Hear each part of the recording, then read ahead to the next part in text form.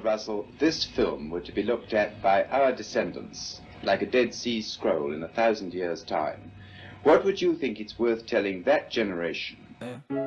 Mind spins in spirals like the Cogito. I think, therefore, but do I even know? Hume said the sun might not rise in the morning. Patterns ain't proof, just habits we adorn. Russell's teapot floating out in the void. Invisible doubts that can't be destroyed. Belief ain't a bird and the skeptic employs. Question the noise, the cosmos ploys. Skeptics' eyes always peeping the fraud. Truth ain't handed down, it's wrestled from the gods. Doubts my temple, my faith is flawed. Think it through twice before I applaud.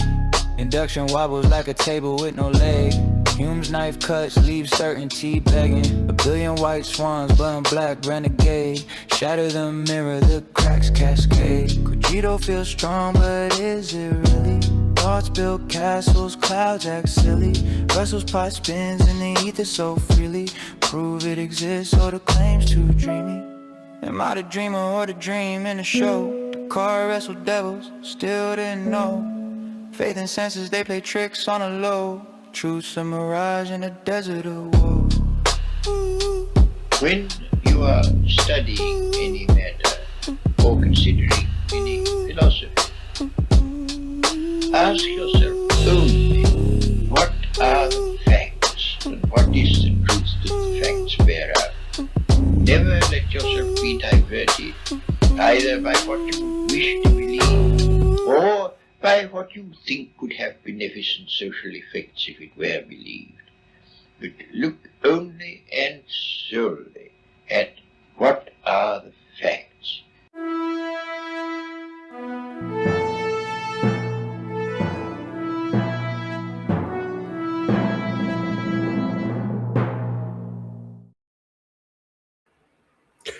Hello, everyone. I'm Robert, and welcome to Skeptic Philosophy.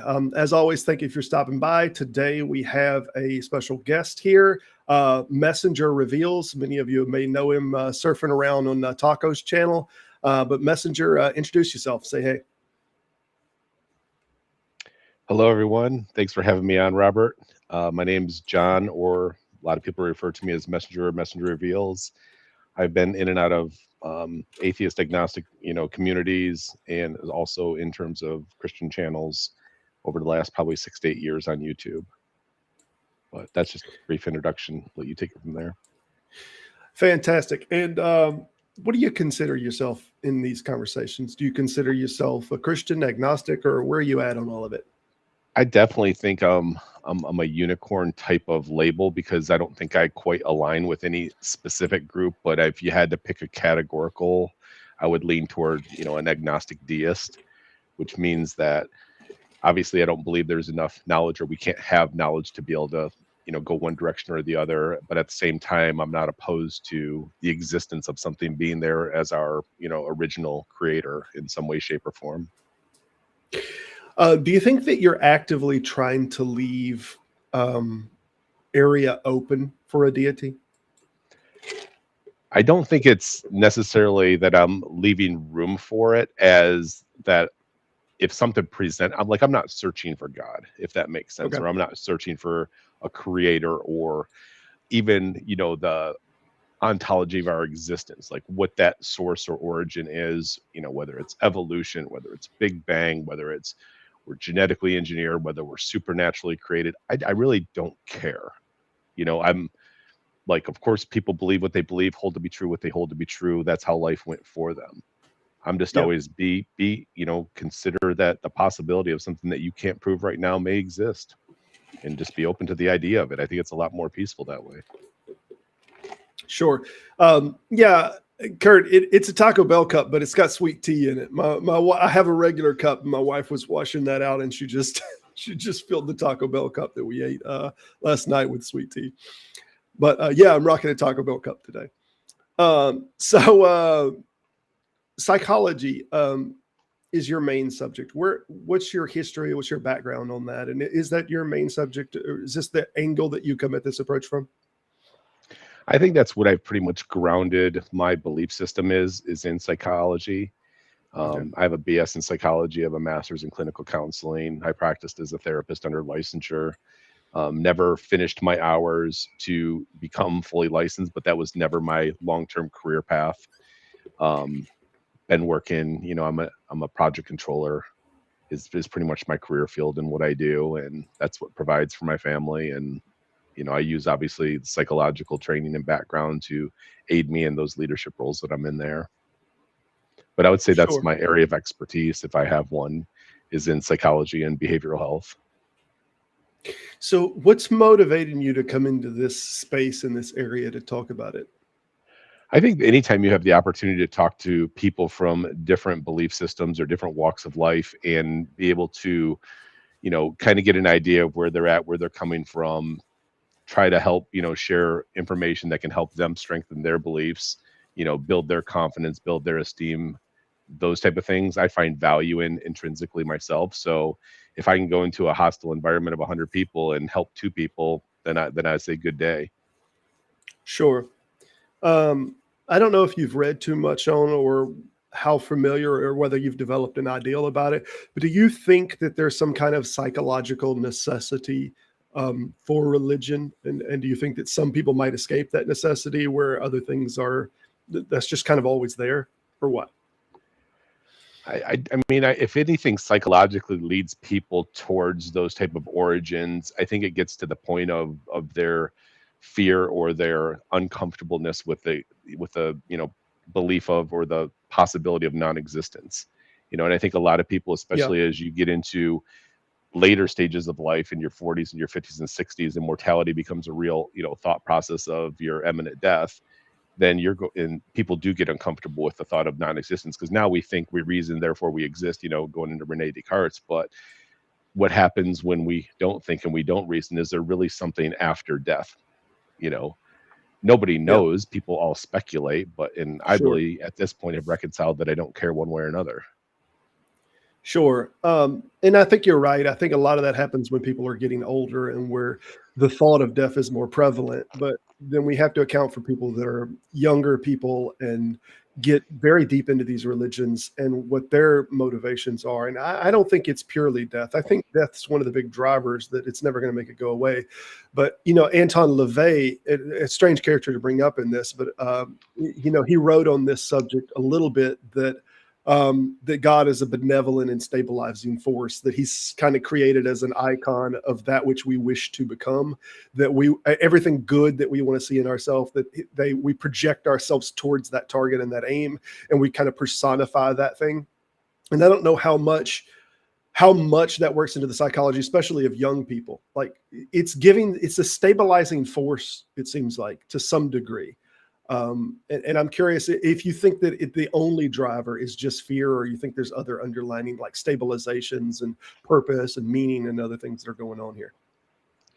I think that people like the idea of one benevolent thing being in charge of all things, because we see so much horror around us that we'd like to think that there's some level of justice eventually, even if there's not here in humanity and in civilization. So, somebody doing something wrong or horrible and quote getting away with it and escaping the justice system, that people kind of hope that there's some level of judgments or consequence for those poor behaviors, and also potentially reward for positive and healthy and good behaviors. Yeah.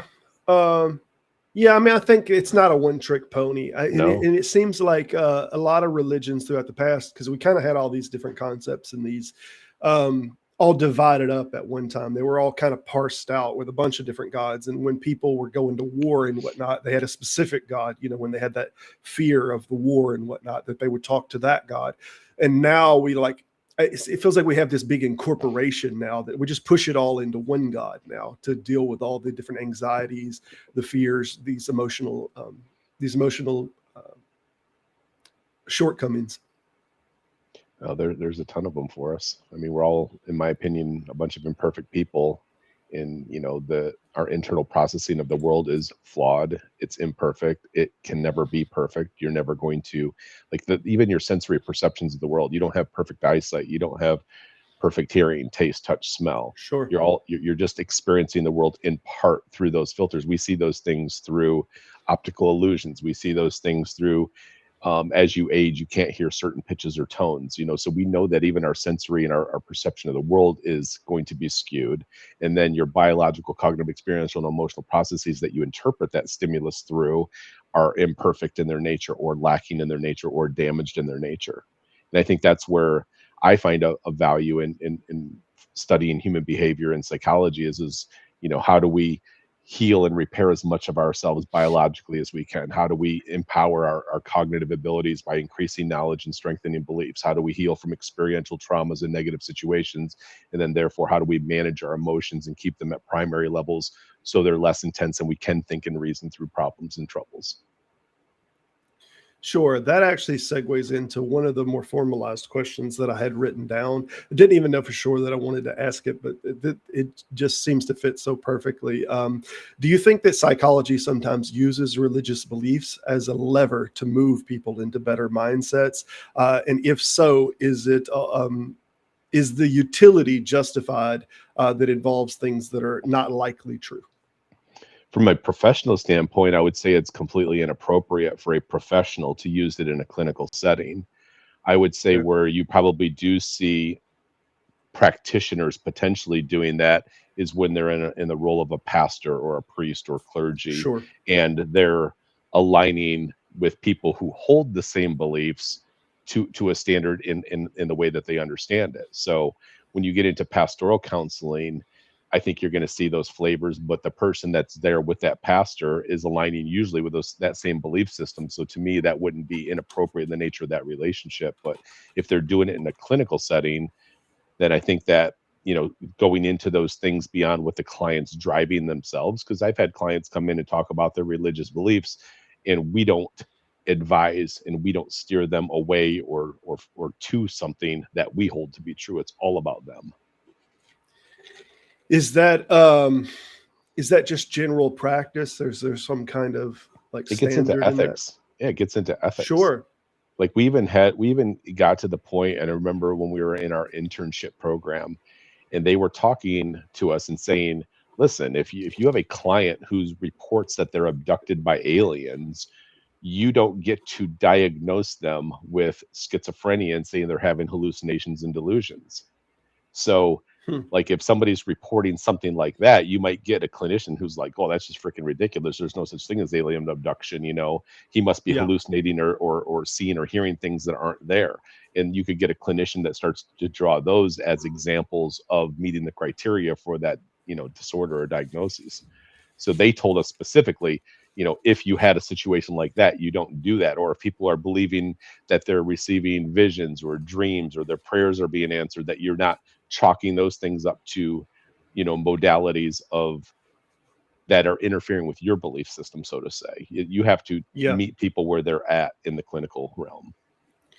Sure. But clearly it seems at some point, whether we're assigning agency, well, like extraterrestrials or something, it seems that at some point there's an overproduction of patternicity, or whether they're seeing airplanes are following me, Doc. I mean, I see the same tail number over and over, kind of, that there's some type of over dopamine production that it would seem to me that is driving some of this. And maybe we don't want to associate it with like agenicity when we say, okay, the reason you're seeing aliens is because likely there's an overdopamine production, but there has to be something here as far as whether we're getting closer to schizophrenia or not, and that we can't just totally disconnect that from claims like I got abducted. No, because your thoughts and beliefs are going to generate emotions, going to stir neurotransmitters in your brain. And so based on your belief system, and that could come from theology, it could come from not believing and following things in terms of science, how other groups are reacting to your belief system, how do you react to theirs, and you're going Yeah. to feel the ways that you feel, and that changes the chemistry of your perception. So biological things affect cognitive things, experiential things affect emotional things. All those internal processes interact and affect one another. As your emotions intensify, it impairs your ability to think and reason. It blocks off access to your prefrontal cortex. You're back in your midbrain, and so you're acting more animalistically in those states if you have those intense emotions. So it all has impact, and I guess that's why the placebo effect to a degree can have impact on how people think and how people feel and how people behave. Sure.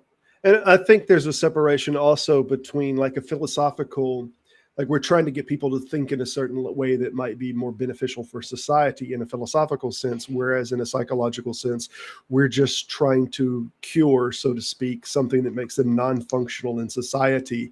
And that's the only aim that we're trying to get that mental mindset going towards.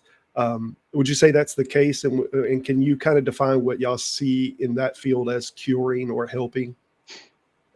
I think that a lot of people that are in the field are big into just putting band-aids on things, that they don't believe that we Mm. have, the answers to necessarily cure things or fix some things. And you get a lot of practitioners that haven't dealt with the problems that they're struggling with, and they haven't found answers for their depression, haven't found answers for their anxiety, haven't found answers for their anger. And well, if you don't have it yourself, how are you going to give that knowledge and wisdom or insight to a client? Yeah. So I think a lot of times they're like, well, here's how you cope with your depression, and here's how you cope with your anger, and here's how you cope with your anxiety, rather than here's how we reduce and eliminate it permanently. And I just think that clinicians take the wrong approach at times when they're not looking for permanent solutions, that they're just looking to help people survive rather than thrive. Yeah, sure. I just wanted to say we're going to take some Q and A's later. We always do this format as 1 hour, and then we'll do Q and A's, y'all. So hold tight on them. I'll try to get back to the Q and A questions. Um, yeah, I think that's very interesting. You had a conversation I saw in a YouTube video. It was something of an interview-like format that you were asked about PTSD, and there was this term that was going around about cured. And I'm curious if you've shifted kind of on your ideal of what the industry considers cured, or what you think of as cured, or what the whole goal is in the psychology side of this. Yeah, it started off in a probably, this is probably anywhere from 7 to 8 years ago. I was out on a skeptic stream and people were talking about PTSD, and I made the comment specifically, like, you don't have to continue to suffer with PTSD, that through clinical counseling, or you can have healing from that. And somebody made a comment going, you can't cure PTSD no matter how much you pray and believe you can. And they were, attacking me, thinking I was, a Christian and religious. Yeah. And so the term cure popped up from an opposing side, and I just embraced and ran it with them. I'm like, yeah, I guess you can cure it then, if that's the way you want to look at it. And so that became a big Okay. polarizing thing of, they were using the word, and I'm like, hey, if you want to call it cure, and that means a specific thing to people, but it was just an emotionally charged word, and I just ran with it because that's what they labeled it as. Yeah, I think the emotional charge, and I think you kind of alluded to it in the conversation. I think the emotional charge in that is specifically around homosexuality, and the idea that people can change mindsets or change kind of at the base who they are, and the idea that this could be cured or prayed away. And I think that's what makes it emotionally charged. But I do think that there are meaningful contexts to say healed. Whether we're talking about, oh, well, if your arm got cut off, is it healed? Well, it doesn't mean it's going to bring the damn arm back. It just means that there is an alleviation from it to the degree that it's not causing intense suffering and whatnot. So maybe cured, maybe it's not the best word, but when you're talking about things like PTSD or other serious mental things, there is a level of healing that can be done, obviously. When you get diagnosed, you're meeting the criteria from either the DSM or the ICD, depending on what guidance you're following. And so when I practiced, it was using the DSM-4 TR, and then eventually went to the DSM-5. So during that time and frame, you're making your assessments and your mental status exam, so you can formulate a diagnosis, and then based on diagnoses, develop a service or treatment plan for that individual, with the goal being to reduce or eliminate criteria or symptoms. And when you can reduce and eliminate criteria or symptoms, to me, then that person's free from those things. Now, if you're just putting band-aids on things, which is, when you feel depression, here's what we'd like to do servicely. Or when you feel anxiety, here's what we'd like to do. Or when you face stress, here's what we'd like you to do. So to me, those are more, coping with things, putting band-aids on things, and just, surviving to get through it. Whereas I tried to do a lot of stuff on the cognitive reframing side, and or even using some narrative therapy tactics to help people reframe their trauma or reframe their perception of themselves and others in a different way than they had before. Because if Sure. people can get to a point of processing through an event without the emotional consequence of that event, then to me, their symptomology is not going to meet criteria because they're no longer dysfunctioning because of emotional intensity. Sure. I'm curious how much you've read on any early attempts at psychology in any literature. Do you have any familiarity with kind of early psychology, and I mean pre-Freudian, even back into the Greek areas of trying to deal with psychological issues? Do you have any familiarity with any I of that? have basics. Like I remember talking about some of those things in both our program and also talking about them in a philosophy 101 class when we took that course as part of our Yeah. undergrad. But I wouldn't consider myself a philosophical guru. I know of philosophy. I find it fascinating, especially when you go back into, Socrates and Aristotle and Plato Yeah. and their perceptions, which I thought were pretty cool concepts of consideration, even though, as we got into the scientific world that knows a lot more about the things than they understood, they still had some pretty good ideas, and at least the idea to question things and to consider things is what I always found fascinating when I read different philosophical viewpoints of things, which is what led into, where you're talking about when, Sigmund Freud and Carl Jung Yeah. and Andrew B. Watson and B.F. Skinner and all the early people who developed their theoretic models of human behavior. Yeah. The reason that I mention it is it seems like the further back you go, there's this slow unmixing from religion and psychology. You can't go back pre-Freud. It doesn't seem like that. You see some kind of association with psychology going back to the ideas of gods, and even further back, everything that is an attempt to fix somebody's mental state, it always has some association with beliefs and specifically in gods at some point, it seems. Yeah, I mean, for my psychological viewpoints, it's pretty much my primary filter for the world. So if I'm evaluating a workplace situation, a home situation, an online situation, a out at the grocery store situation, everything to me is filtered through my psychological viewpoint and interpretation and evaluation of people in the way that I look at them uniquely. Yeah. Yeah.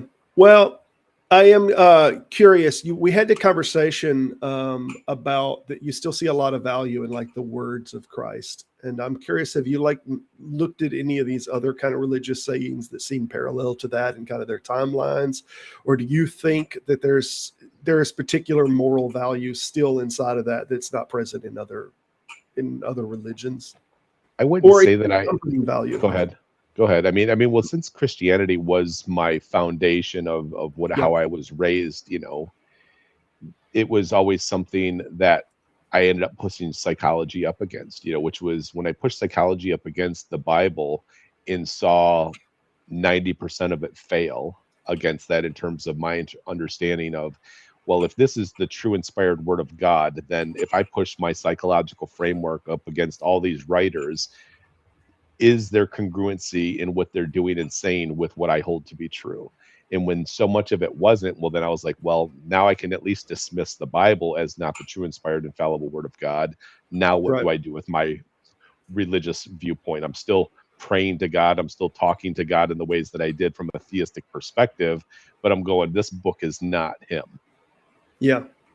And it came down to a thing at the time of my ideology of what God was, which is a perfect supreme being. Well, this book that I just destroyed through a psychological perspective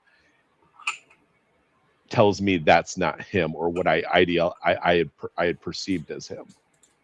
When you started running into that, was there a bit of a cognitive dissonance between whether maybe you shouldn't perceive the character that way, opposed to this can't be right because I perceive the character this way and this isn't aligning? I mean, was there any kind of tug of war, and what decided which way you pulled on that?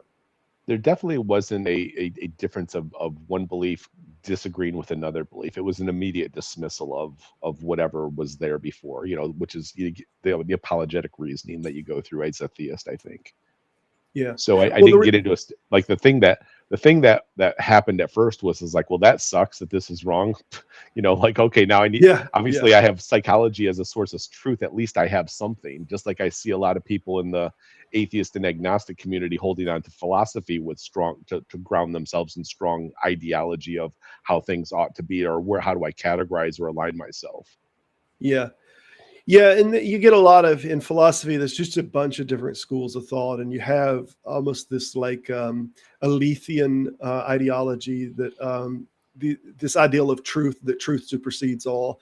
And you even see this inside of some vocabulary that goes all the way down to like the GI Joes, that knowing is half the battle, that one must know first what the truth is, and that everything else is just the actions that we do. But that the first part of that is that we have to know, and we have to know the truth. And then the second part is, the actions that are required to make adjustments in that. So there's a lot of philosophical underpinnings and ideals in philosophy that drive this. And yeah, a lot of them do go back to Plato and to Credo and to Euriphro and these conversations, even in the Apologies. Yeah, I mean, I've been going through and learning more about those things from a general standpoint over the last year. And that all kind of happened because I had an idea for a fun sci-fi type topic about 12 years ago. And then I started putting words to paper last February after 12 years of procrastination. And it's been a fun exploration of really getting into, philosophical background, psychological background, religious background, scientific, basically all these origin stories of human beings that they hold to be true, and trying to put a fun twist on it to, I guess in the end, if somebody read it, that they're going, well, maybe all the dogmatic ideas that I have maybe aren't all right or all correct. And I think that when somebody comes adamantly with, I know this, and when they really believe that, then I'm like, come on now. Like, if you're getting into the I know stuff that you can't prove to others, then I think then you're being dishonest with yourself about, the fragile belief that you do hold. Sure. There was something that you said that stood out to me the last time we were conversating about like value inside of statements, and that things could be true regardless of who they come from. But that you've seen some sayings from Jesus to be morally value, and to some degree have some sense of moral superiority to them. And I gave you a little pushback on the subject as to that. I think there's a lot of different religions that have this. Do you think that his still specific things that Jesus might have said, or that might have been attributed to him, that they stand any amount of head and shoulders over anything else that you've read from these kind of characters? It wasn't that they stood head and shoulders above it. It's that it was just truth. It was fact. So when I'm reading the parables that when you say, hold on, I'm sorry. When you say truth or fact, you mean like moral truth, an ideal of something like moral truth? I'm talking about psychological truth. Okay. So like, these are just psychological facts in terms of this is how and why we are the way we are as human beings, So when I, read when he said, him and his cousin John, according to the scriptures, say that they came preaching, repent, for the kingdom of heaven is near or within. It depends on how you translate those Greek words. So the kingdom of heaven, the way I understand it from my perspective, is just the inner nature of yourself that's like a supreme being or like the divine. So when people talk about, entering the kingdom of heaven, from a figurative speech, or using it in an idiom, then I believe that they're talking about inner transformation to become healthier, or a better version of yourself, or a healthier version of yourself. And I think that when they talked about, the gates of hell, or the kingdom of hell, then that's the nature of you that's still unhealthy, or susceptible to be doing, malevolent things, or, deviant things that are opposed to yourself and or society. So I took his perceptions of spirit and flesh to be just those things: the flesh that which wasn't healthy, and the spirit that which was healthy or set apart. Yeah. So I see with a lot with the character that there's a lot of good concepts that might have been newly introduced concepts that were attributed to the individual. And then I see some that were clearly a ripoff from older, very well-known literature of the time. And even when you read any of Plato's, as he reflect on the character of Socrates, and you see it in the Credo, and you see it also in Euriphro dialogue, that they're saying, like, he's imprisoned, and he says, who has charged you? I think the interlocutor with Socrates says, who has brought a charge against you? And then have clearly, did you charge them? And he's like, no. There's this idea that it seems to be getting represented, that he would not claim he would not charge someone in a court, that wouldn't be right, even if he was charged. That he just wouldn't do it. And it seems similar to this turn the other cheek thing, that I wouldn't cause an injustice to come on you. And then this is very explicit in the conversation with Crito. It's very explicit that there's this, we can't return justice for injustice, and that in no matter what injustice is bestowed upon you, that in no way does that then justify bestowing an injustice upon someone else, that is still injustice. And a lot of this vocabulary, it seems that it's very much like lifted, and then it's put into the Christian ideology, and it's represented, oh yeah, that Jesus came up with this, when these writings are like, they 400 years precede Jesus. So it seems like a lot of this moral thing gets borrowed from. No, but I mean, if you took a perspective, even from a Christian, they're going to say, well, God created mankind from the beginning, so his truth always existed, even if you go back to, quote, the days of Adam. So yeah, if Adam had truth and his lineage had truth up through Noah, and then it carried on through Abraham and so on and so forth up the way to eventually a descendant that they're calling Jesus or Yeshua, then they're going, well, truth just triculated down, the path of that genealogy potentially. And to me, at the same, the difference, I guess, when I think of somebody like those philosophers like Socrates and Aristotle and Plato, those were people who built and developed and had a means of living a life that led to those things. And I don't think, if Jesus is this carpenter's son, had privilege into, the being an aristocrat within the Hebrew community or the Jewish community, whatever you want, Israeli community, like, he just didn't have those same opportunities for means, to gain those things. So where did he go to learn those things? Most likely, it seems like he traveled somewhat east and picked up some teachings from some type of mentor or guru, whoever that was. Well, let's not underestimate that a lot of these things are just really good ideas from learned individuals that are then attributed to him. You take like John, I think it's 7:53 to 8:11, the whole story about the woman caught in adultery. I mean, this is a great story. You read it. They brought him somebody that is condemned. They caught her in the act, they said, of adultery, and they brought her before him, and he does this, the one without sin at all, let him be the one that cast the first stone. And then all of her accusers slowly leave because they're convicted that they can't be without sin. They've done something. So then they all slowly leave, and then Jesus left there. This is a great story. This is a great moral thing. The thing is, we know for a fact that this was not from Jesus because we know how it appeared in the literature. It wasn't in the P66. It wasn't in the P75 papyrus. And then we know it wasn't in any of the three primary codices. So it didn't show up until probably 350 or 360, way after Jesus was gone. It's a great moral story. It's a great moral teaching that is attributed to Jesus, but we know it wasn't him. It showed up way later. And there's lots of things that I've read in there that don't seem congruent even with his nature and behavior. Like when you see the temptation story, it seems like it's a very inserted story in each of the synoptic gospels, because somebody who would carry himself in the ways that he did and the things that he held to be true is not going to come back and brag about how awesome he was dealing with the devil in the desert, and and the scriptures that were referenced in regard to it that he's arguing with, quote, Satan about, was just ridiculous misinterpretation of what the Old Testament was even talking about. Well, it's a false accuser. I just want to stipulate, because now we have like a lot of ideas that the false accuser, the Beelzebub character, and all these different characters that are seen as some kind of personification of evil, we now like fold them in and incorporate them into a single concept of the devil. But we don't know, and I think a lot of scholars don't think that that was the case. So when we're talking about the false accuser or a false accuser came to him and tempted him, we don't know that that's necessarily a personification of a devil concept. And I think most scholars would disagree. No, when he's talking about Satan falling, from heaven like lightning, he's using it very figuratively and like in like a metaphorical way, more so than a literal way. And so many people take the terms the devil or Satan as an entity rather than a descriptor of somebody that's an adversary or an accuser. Okay. So I agree with you in that regard.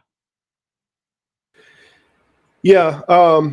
Yeah, I just wanted to touch on a little because I don't think that there's anything particular inside of those texts that like really stands out as that there's this great moral teaching that's like separated from other moral characters. I think there's a lot of decent stuff there, but it doesn't seem like that it's new concepts to me. And but I do have a soft spot for those just from memory because I did live that kind of Christian life and that Christian thing. I even use terminologies now like who will stand in the gap or things like this that kind of might be biblically inspired vocabulary, just because that's the life that I came from. But when I really look at it in the light of day and I say this moral teaching upside of this older moral teaching, I don't really see a separation. It doesn't seem like he was bringing anything, brand new or revolutionary to me.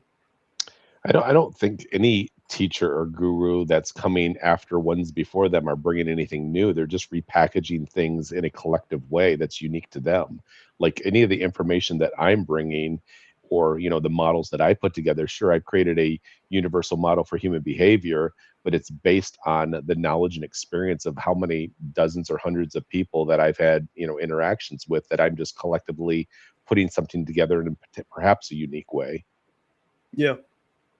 So that's why I'm like, when people like, oh, I'll figure it out on my own. I'm like, you're not figuring out shit on your own. You're going to figure out stuff through other people that have taught and programmed you over a period of time. And perhaps you are going to experiment with, an idea or a topic, but you're still filtering it through all this prior knowledge and experience you gained from other humans.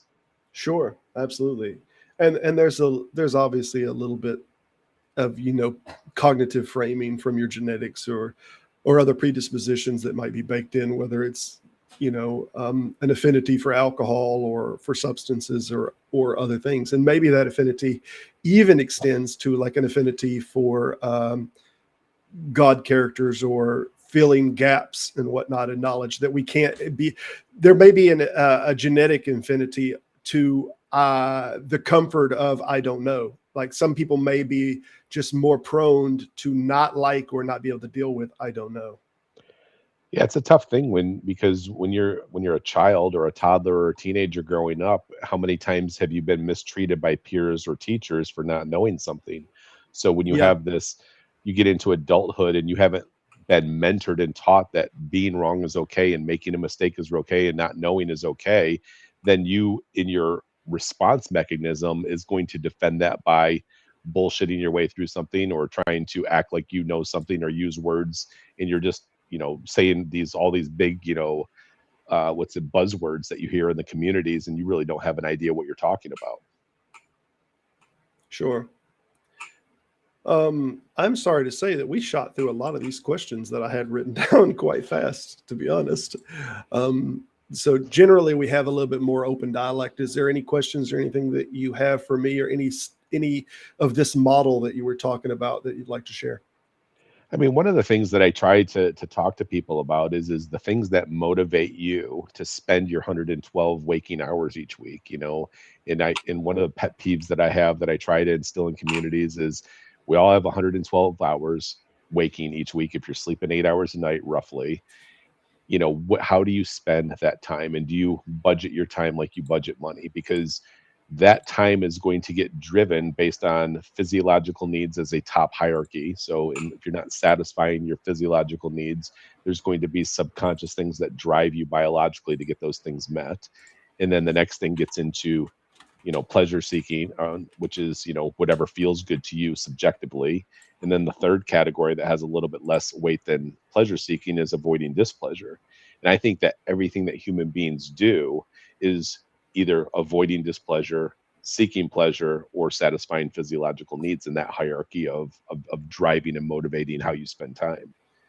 And when people aren't So aware of those things, then they're like, they make excuses, or I didn't have time. And I'm like, oh, you have the same 112 hours I do.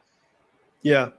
So there's a concept that you mentioned here that sounds very similar to something that I wrote. I told you I wrote a book about 2 years ago, and something you said sounds very similar to almost this dichotomy ideal of emotions, that there are emotions that push and there are emotions that pull. We could think of these in the set of all the emotions that pull you towards something and all of the emotions that pull you away. I think best represented the categories of the emotions are the ideal of like hope and fear, that we're compelled towards something or we're pushed away from something. And I wrote that as soon as we developed want in this conceptual garden thing, that we also develop what we don't want. And it seems like as soon as you do want something, there's obviously the things that you don't want to be the case. And that these are almost diametrically opposed positions that seem to be representative of the God character and the devil character also. They represent hope and fear. I aspire to this is what I want. I don't want this is what I don't want, or I hate, or any other emotions. Do you think that generally most emotions can be categorized into the set of that compels towards and the set of that pushes away? I look at them from my perspective more in terms of primary, secondary, and tertiary, in terms of how their intensity is in impacting cognitive thought. That the more intense the emotion is, the lower your cognitive ability to reason and think are going to be. Sure. So when I categorize primary emotions, I'm talking about pleasure, surprise, fear, sadness, and disgust. And that all other secondary and tertiary emotions escalate from those five. And if people can keep themselves in feeling those five without allowing them to escalate, they'll have a better ability to process through that emotion and figure out where it's coming from, and also a better ability to think and reason during those things. But you get a lot of people that try to validate and justify their anger, and validate and justify their anxiety, and validate and justify their depression, or they'll place responsibility on things outside of themselves for why they're experiencing those emotions, and then they're just victims of it, rather than they have some level of empowerment to manage it better. Yeah, Andrew Newberg used the term volume when he was talking about like these emotional effectors. The idea that things have different volumes on them, and how much they're affecting whether you either hold a thing to be true or whether you can process things or think about things logically. It really depends on the volume or intensity of that emotion that it seems to impede it or to push one way or the other, whether you believe something or not. Yeah, I mean, it's definitely your beliefs and your worldviews that are going to drive your emotional response to those, especially if you're pairing them together. Like when you believe somebody is a jerk, or you believe somebody's being rude, or you believe somebody's being condescending, if you give that word power, it's going to have an emotional accompaniment with it. Whereas Sure. I can make those judgments of like, that was disrespectful without feeling emotion in regard to my judgment. And I've learned that I don't have to have the emotion to validate my judgment. Yeah, I think a lot of that's the intensity of the vocabulary too, because if you say something like, well, that was a little rude, opposed to that guy was an asshole, then it more validates your position that their behavior was completely unacceptable, and it validates kind of emotional disdain towards them. And it really all depends on your vocabulary and how soft you describe it.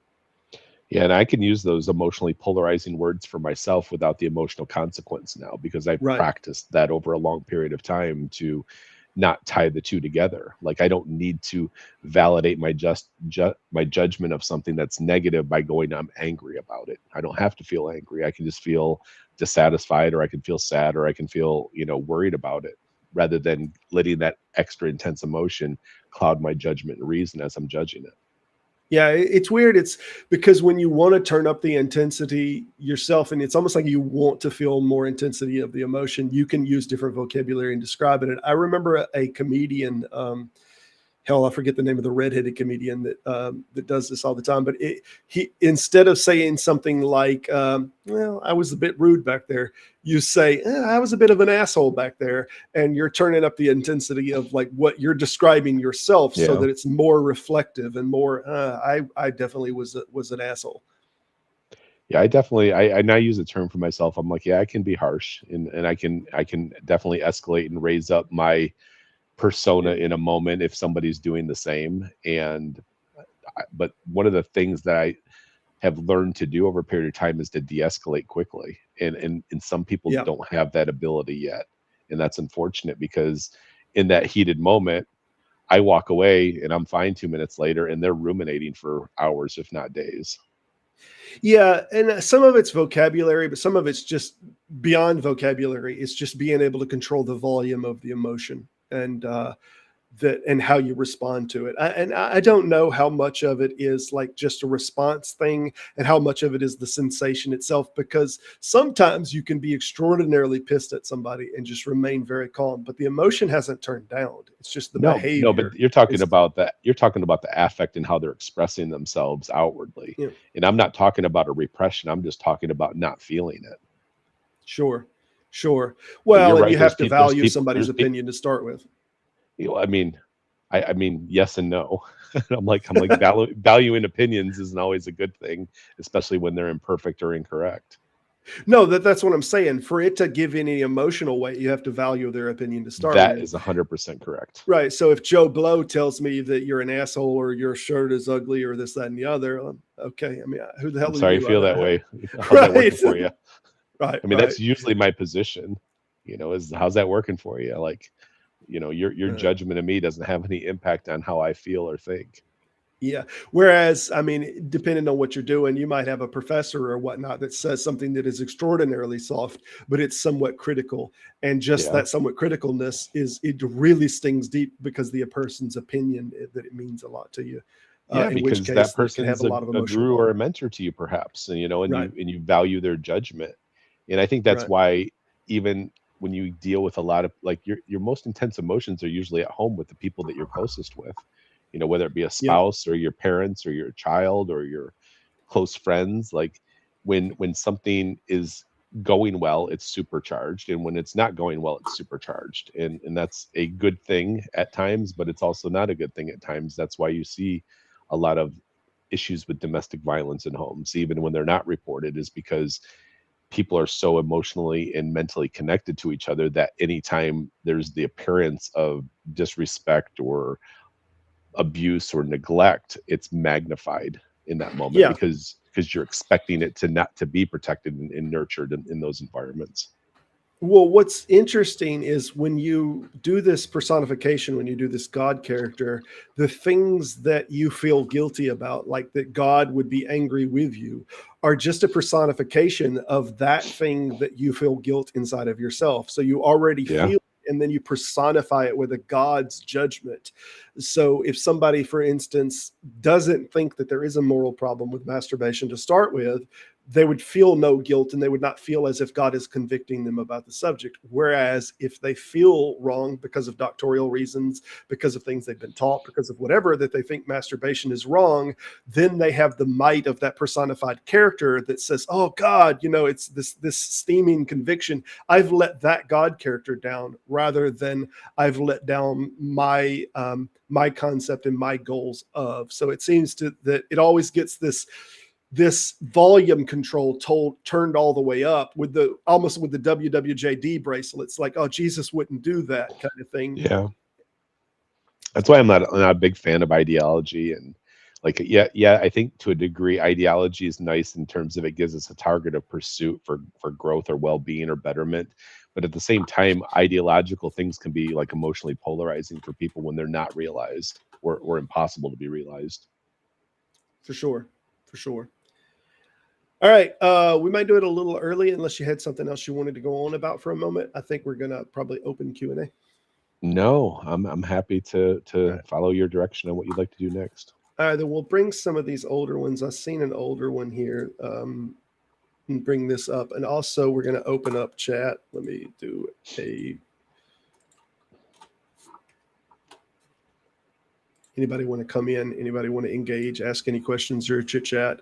Please come in. But let's try to hit this question right quick. Skeptic philosophy question for Messenger. My brother holds a belief in God, but does not know why. I think that maybe it's his brain how his brain works. If true, would it damage his brain to deconvert? I mean, if he's holding on to his belief in God in regard to that, that's his hope for the future, and you haven't given him hope to replace that need, then it can be damaging. For example, I had a client come in. He's panhandling on the street. He was panhandling to buy weed or to buy, Vicodin opioids, and he comes in, his parents are going to kick him out. He's like 22, 23 years old. So he has to come into counseling. Otherwise they're booting him out. He's like, I know you're going to tell me to lay off the weed. And, and I'm like, no. I'm like, why would I tell you to stop doing something that you're using to survive and get through life? Because obviously you're using for a reason. It's an addiction for a reason. I said, what I would like to do is I would like you to have the skills to believe you don't need it, but maybe perhaps you want to enjoy it from time to time. And so we started working on things to build his cognitive reframing for the things that he found value in life and the things that he didn't find value in, and lessening those things that were troubling to him. And that's what you have to do first before you get into going, hey, just stop, cold turkey because smoking weed is detrimental to your life from his parents' perspective. So it's the same thing with religion. If religion is something that's giving somebody hope and you take away their hope, that's not necessarily a good thing. So you got to give them a replacement that's equally valuable from their perspective before, removing something that's that thing that keeps them alive. So that brings into an interesting subject. Some things, it doesn't seem like there is a way to replace that categorically. By that I mean, some people may have lost a child, some people may have lost a loved one, and that the active thought of that child not being dead, that they're in a heaven, they're in this. That seems like that would be a lot of almost intense work to separate that concept, that it's not damaging, because to them, their child is in heaven, their child is in a better place or whatnot. And there's no one-to-one, there's nothing to replace that with. So it's almost just like a total rethinking to get away from that. Well, I think that a lot of times, and this is getting to a little slightly different subject, is we're conditioned, to need the approval and the affirmation of outside sources as children and teenagers and young adults. And the reality is self-esteem, self-worth, and self-confidence has to come from self. And when we're so desperate and reliant on other people to give it to us, then we're always in need of it from other people. And once you can be that advocate for yourself and your ally for yourself, and your voice is louder than the voice on the outside criticizing you, that step is necessary in your development to be free from negative judgment and criticism, or the desperate need to hear approval and affirmation. This one, I'm not exactly sure what to make out of this question, but this is from Kurt, and that's Messenger. Do you see any psychological continuity between the Christian Trinity and the Trinity of Pethal, if I'm saying that right, in Kemet, source, tongue, and community? I don't know if you have knowledge on the subject. I don't have knowledge of the Trinity of the Ptah in Kemet with the source, tongue, and community in terms of a psychological continuity. I can't even comment on it. I definitely, like in the latter years of my theological beliefs, had switched from Trinitarian viewpoint to Unitarian viewpoint versus, like I said, going to agnostic theism after that, and just kind of remaining there, attempting to go try to prove that what I hold to be true is the best way. It's just openness to ignorance, I guess. So how did that come about, the shift from Trinitarian into Unitarian? And was there a specific denomination that played a part in that? There wasn't a denomination. It just really got into reading, getting more read into, like I said, when I read a lot of really trying to understand this Jesus character, and in regard to his viewpoint and how he differentiated himself from the Father, and then understanding that the Holy Spirit was more a persona of the inner being of the Father more so than a separate entity in itself. So that was my viewpoint of how it was being articulated in the text, you know, holy being set apart from the world, spirit meaning breath, life, or inner essence or being. So I really got out of the stage of going, these are three separate entities of God, and really Jesus is a man. The Holy Spirit is this persona or this inner nature of a Father that he's talking about, and Father is, quote, God. You know, so I got to a point of going, he differentiates himself so much from this entity. If he was God, he would know what God knew, and he even says, I don't know the end because Yeah. only the Father knows. So when he makes those claims, and he's for however they're claimed, it was incongruent with a Trinitarian perspective, and it was just false. You know, if something has one thing wrong with it, you have to dismiss the whole thing. You can't just, like I said, apologizing around it is it's going to drive you batshit crazy, in my opinion. Yeah, it seemed to me that it was problematic. The whole concept of the Trinity seems problematic, and the things that when you bring these kind of concepts up, they hand wave them away with, well, there's this separation between the consciousness of God and the conscious. You know, he put a barrier to separate, and like you have to insert now all this doctrine that's not there in the literature just to make this make sense, and it's very difficult to make it make sense. And then when they inserted the text into the King James version of the Bible, and to give the Trinitary concept more weight, you know, and it's not in any other translation in the English, but only in the King James version, you can see how they were trying to really reinforce something they couldn't support, you know. And when you do that kind of disingenuous shit, you just give more discrediting of your own account of something. Yeah, well, it's a big part of the falling away for me, because not only did I shift from Trinitarian over to Unitarian because I saw it to be more coherent, but then the reason that I wind up not believing that the Bible was infallible anymore was specifically because of the Comma Johannian. Because when I ran into the Comma Johannian, it was the only one that I didn't know that it was an insertion. I didn't know that it happened in like 1550. But when I looked at it and I read it over and over, and I'm like, no, this really is the Trinity. This really is the Trinity. There's no way that a Unitarian can justify this not being the three separate spirits. And then the deeper that I tried to look into it and tried to get an understanding of the translation of it, then I found out, well, it wasn't even in the oldest literature. You know, it's been changed. It was adapted. Originally, it just said that there are three that bear witness in heaven: the water, the spirit, and I forget what the other one was. But then they have transformed it into this Trinitarian ideology. Correct. And they inserted that inside of the text. And then I was like, holy smack, if the Catholics could have done this, or the Trinitarian ideology, which I didn't hold as biblical, can just change this. Like, why is no one raising an eyebrow at this? And the UPCI, which I was a part of at the time, was holding that, you know, the Bible's completely univocal, but they didn't believe in the Trinity, and they were trying to dismiss that away as saying, yes, that's from God, but there's still some misunderstanding that this isn't really the Trinity. And I'm like, no, this is 100% the Trinity. The problem is it wasn't originally fucking there. They changed it. Exactly.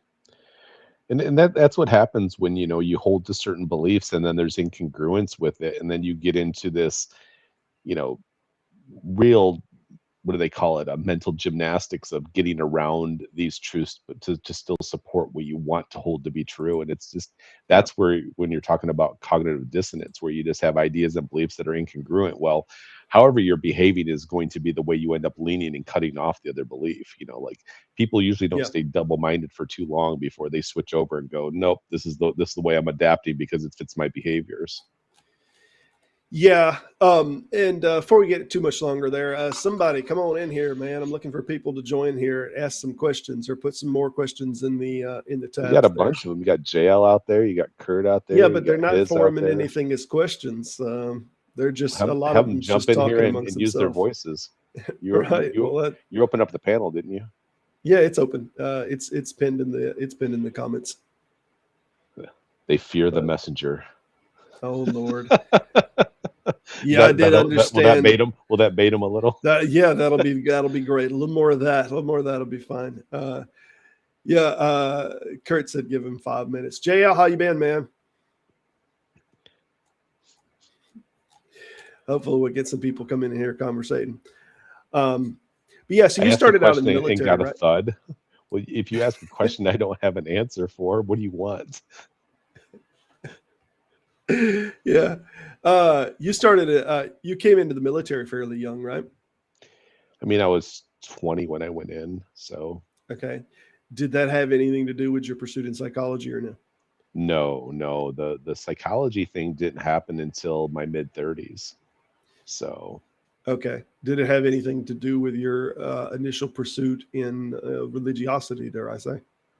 the psychology thing, I think it came when I'm trying to remember if I was still in my first or second trimester of college when I was going back to school, getting out of, the field of as a network engineer. When I was going back to school, trying to decide if I want to be a teacher, do I want to be a counselor, something in a helping profession.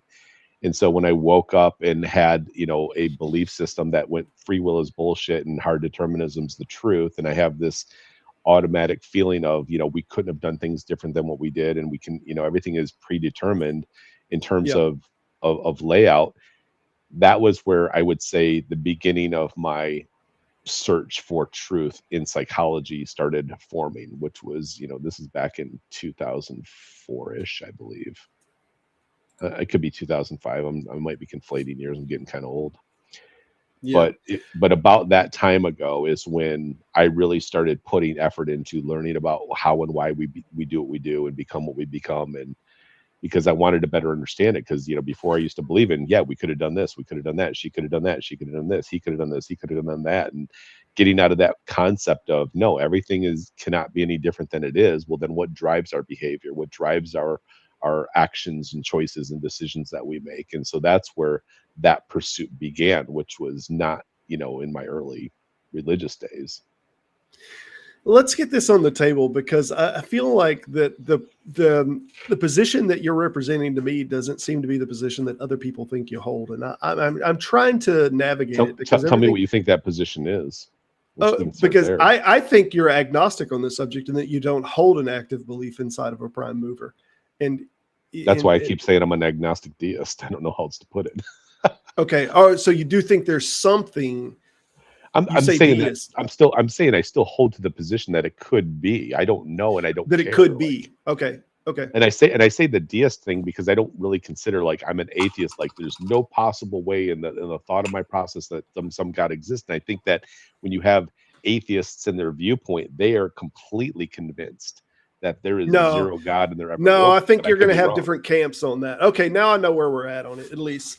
So I think you're going to have different camps on that. And I think that you'll see that there's a disagreement amongst atheists on what the definition is of atheism. And I think that you have something that is inside of some psychological models of, or some philosophy models of what an atheist is. And then you have some that say an atheist believes that there is not a God. And then you'll have atheists that say the belief has to be active, that you have to hold an active belief in a God.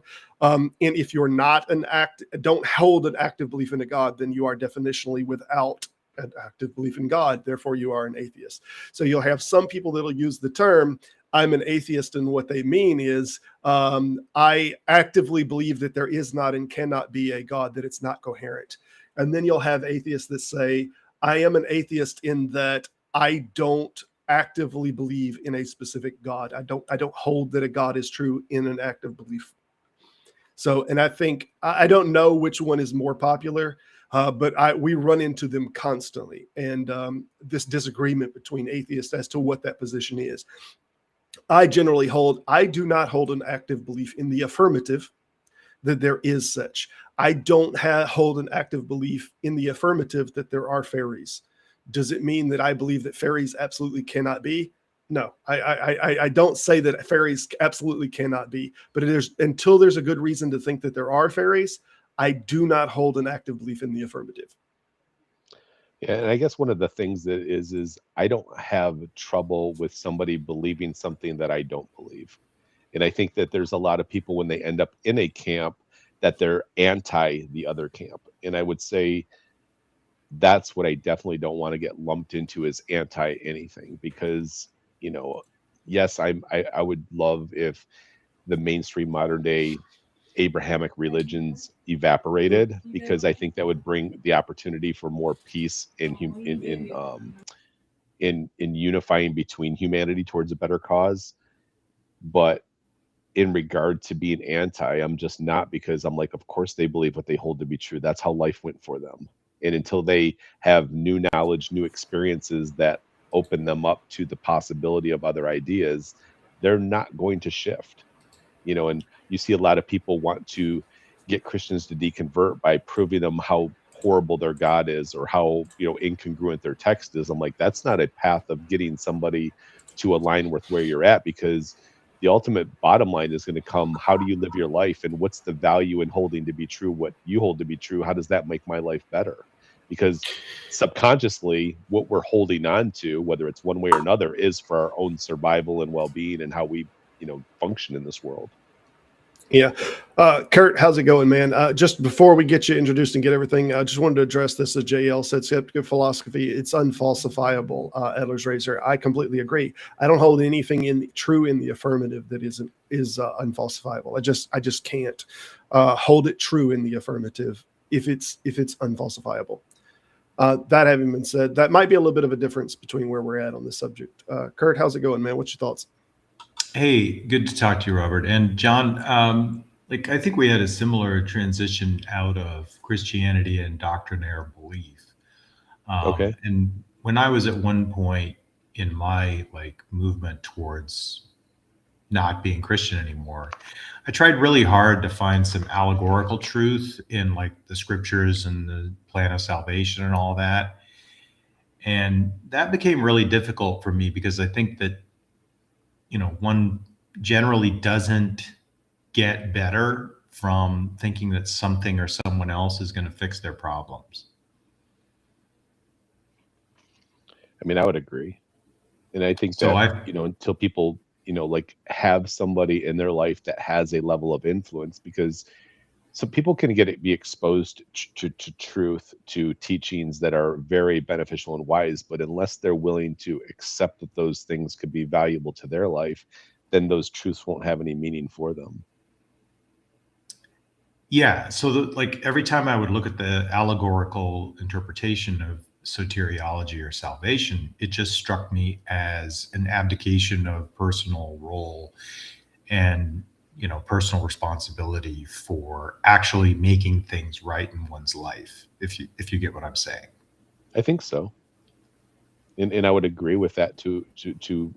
I think that if there really was a Jesus that was depicted in the way he did in terms of his teachings that are canonized in that Bible, and that those parables did have weight towards inner transformation and change being the key towards soteriology in that way, which means that's their path towards enlightenment or salvation. I think that was probably more what he was attempting to do than he was to create a monotheistic, deity religion. I don't think that was his intent when he was sharing the information he was sharing. Yeah, I mean, obviously, I'm a lot more skeptical about how much goes back to that tradition. I would strongly recommend you read Burton Max, who wrote the New Testament, just to get a more nuanced position on that. But that said, the point stands whether the stories are coming from the author of the book or a person, back in the 30 CE. So the point I would take, though, is that a lot of the parables just seem to be describing church growth and movement growth stuff. And very few of them seem to me to speak to any distinctive allegorical truth of the Christian message. Well, I think that anytime that you get into, this ideology of some guy died for all of your mistakes crap, that's the biggest farce thing that I see in mainstream Christianity, which is you can continuously be a horrible person, an unhealthy person, do unhealthy and horrible shit, and you have this magic Jesus ticket at the end of your life to go have complete satisfaction. And I think that's very dangerous in its nature for some theists. Yeah, literally, that's what Constantine did, right? I wouldn't disagree with that, because I think that's a lot of where that murdered his family members. fought wars, like decimated whole populations of people, and then on his deathbed, like took communion and got baptized and went straight to heaven. Kurt, did you see this pinned? I'm having people in the comments say that they don't actually see it pinned to join. Is everyone seeing this pinned? It shows pinned. I don't see it pinned. I have No. the popped out chat, but it's not pinned. Oh, well, I shall unpin it and put another one up there. That's fine.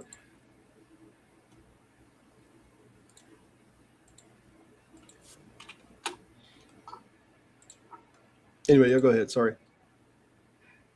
No, so yeah, my take on like the actual content of the parables is just, I guess, different from yours. So I guess what I want to like investigate is which one of the like main parables outside of John do you see as like really compelling psychological insight?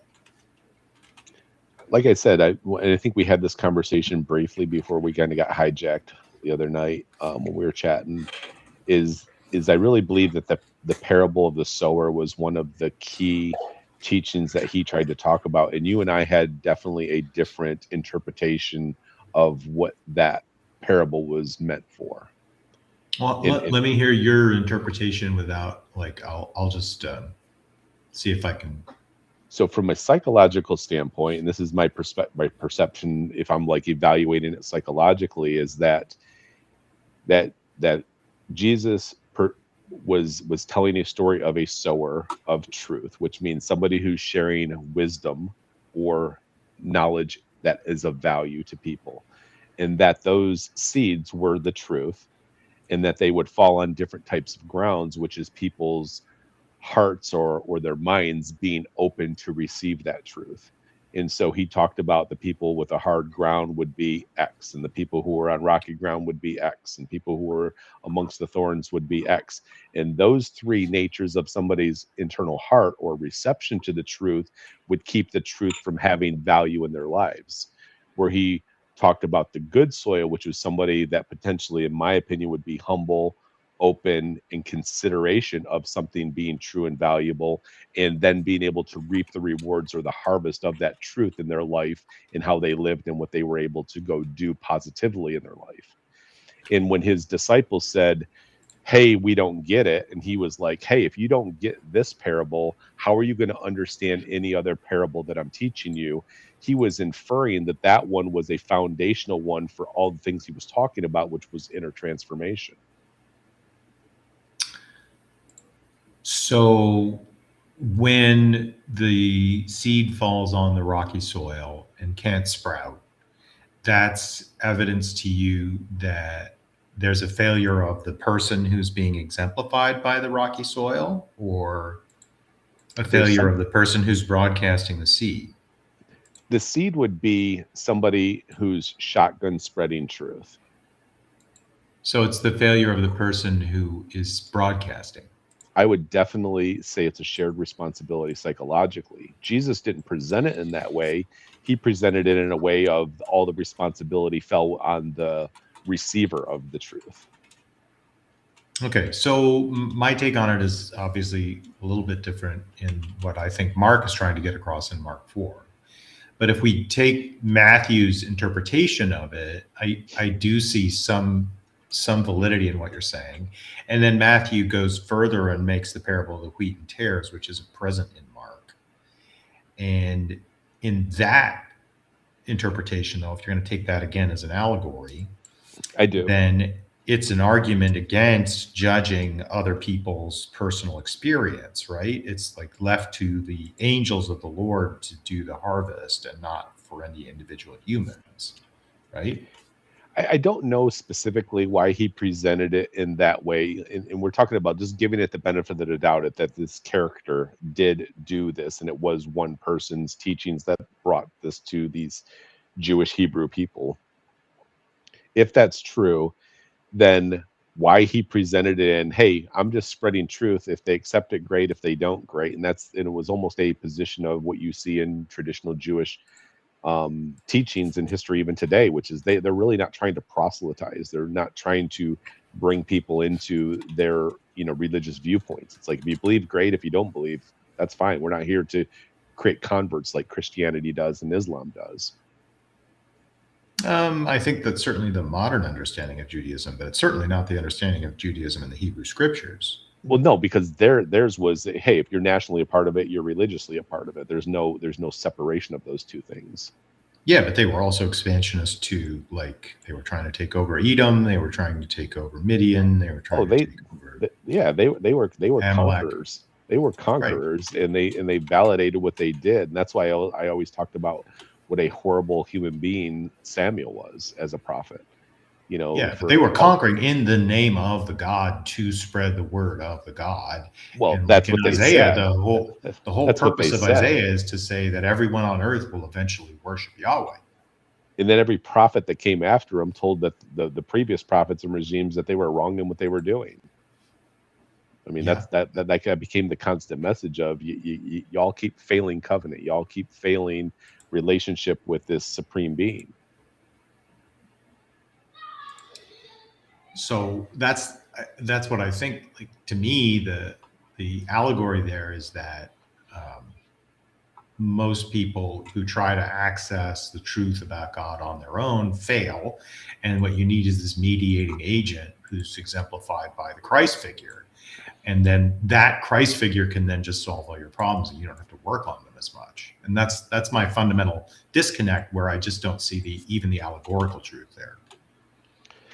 See, and I think that, like, even when Jesus depicted talking about, you know, coming again, I think it was what he was referring to more than anything was the teaching would continue on, the truth would continue on, because he realized it didn't originate from him, and it was going to come again from somebody else that views the world in a way that he did as well, which is from a betterment way. Like, how do we become healthier and better versions of ourselves? And we see that in philosophy, we see that in psychology.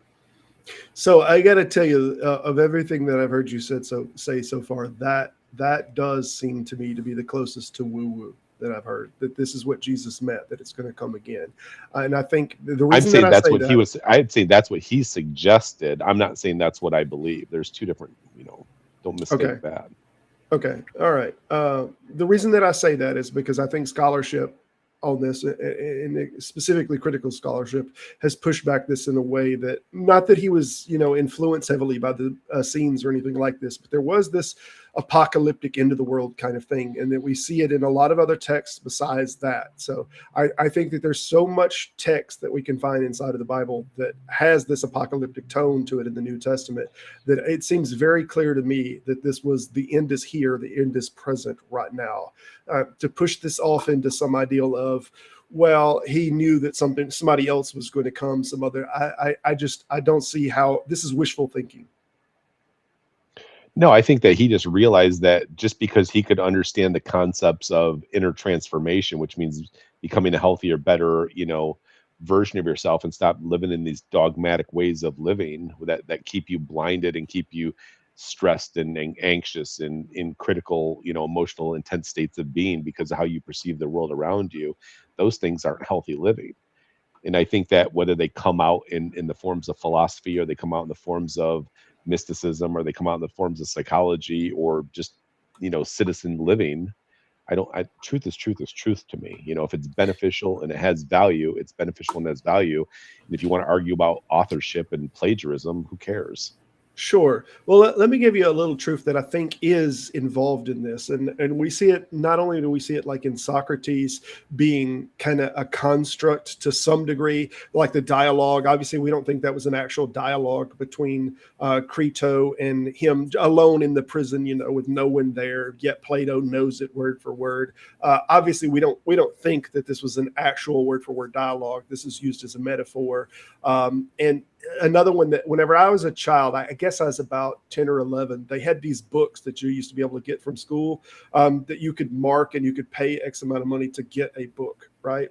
And one of the books that I remember getting was these children that wanted to go on this trip, but they didn't have an adult that would go with them.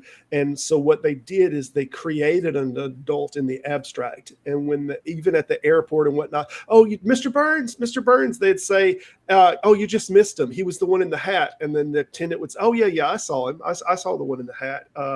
Yeah, okay, well, here's your passports. And tell Mr. Burns, I'm sorry, I missed him. And what happened is over and over, they kept pretending as if that there was this character. And it was almost like the Home Alone kind of story. Oh, yeah, or Home Alone 2. Oh, yeah, you just missed him. That you just missed my dad. And what you do is you create a person in the abstract. And what it seems extremely possible to me is, if not in total, the Jesus character is created in this abstract way. Oh, you just missed. Oh, well, what Jesus said was, and then you put all of these concepts and these things and you just stack them on them to the degree that we don't even know if there was a real person there anymore. Well, and one other thing is that there's a strong tradition that's sort of anti-gospel narrative, which is exemplified, in my opinion, by the Gospel of Thomas, that emphasizes that it's the words of the living Jesus, which means in this narrative, he's not dead and is not depicted as dying. And he's talking about all kinds of things that people need to do themselves to gain salvation. They need to change their understanding. They need to think of themselves as genderless, or no longer be ashamed of their physical selves, that sort of thing. And I think that tradition is probably older than the narrative gospels, personally. You're saying that they pre-exist that the early disciples' lives. I mean, we just don't have anything to hang our hat on in terms of the narrative gospels from the first century that can verify them. Whatever part of narrative they tell, it just doesn't seem to be well established. What are you talking about with the apostles, though? What are we talking about? What's your claim or position on this, Kurt? I just don't think we know that there were any of them. I don't think there's no human being who wrote down, I met Peter today, who's otherwise known to history, right? So Paul and Peter certainly are aware of each other in the New Testament, but we don't have, Josephus is writing supposedly after all this shit happened. He doesn't know any of them. Philo is writing while it's happening. He doesn't know any of them. He's never heard of any of it. And he knows of Pilate, so he knows what's going on in Jerusalem at the time. Yeah, well, one thing that I think that we do have that gives some kind of resemblance is around Peter. And the reason that I say that is I think there's two primary things that to some degree supports Peter. And that one is where we get, I confronted Peter to his face. We get this text. And then another one is that we see in every instance, and this seems to be some univocality, in every instance that Peter is mentioned with another apostle, he is always mentioned first. His name precedes everything, with I think an exception to one time that I think James and Peter are mentioned, I think as brothers. I think it's the only exception that Peter isn't mentioned first. So this seems to be, if nothing else, there's this almost univocal representation that Peter is the big deal, that he's the big important one. And I don't know if this is just conceptual or a byproduct of Peter being an actual person. But you also have to look at how traditions and texts work, right? So in the Pauline epistles, for sure, there's a character named Cephas, which is an Aramaic name that does mean stone. And then in the Gospel of Mark, which is our first narrative gospel as far as we know, there's a character named Simon, who Jesus nicknames Peter. But Peter is a thing you can stumble over in Greek, right? It's a Petros. And many of the major prophets talk about these stumbling blocks to faith that are present throughout the Hebrew prophetic tradition. And in the Gospel of Mark, which is the first narrative gospel, Peter's an idiot. He's a stumbling block. He's a problem to getting to the proper understanding of Jesus. And when Jesus asks Peter who he is, and he says he's the Christ, Jesus tells him he's a Satan. And Peter's last action in the Gospel of Mark is to deny Christ. So Mark is just fully anti-Petrine, and the name Petros may very well just be a slam on the part of the author of Mark for this tradition associated with Cephas.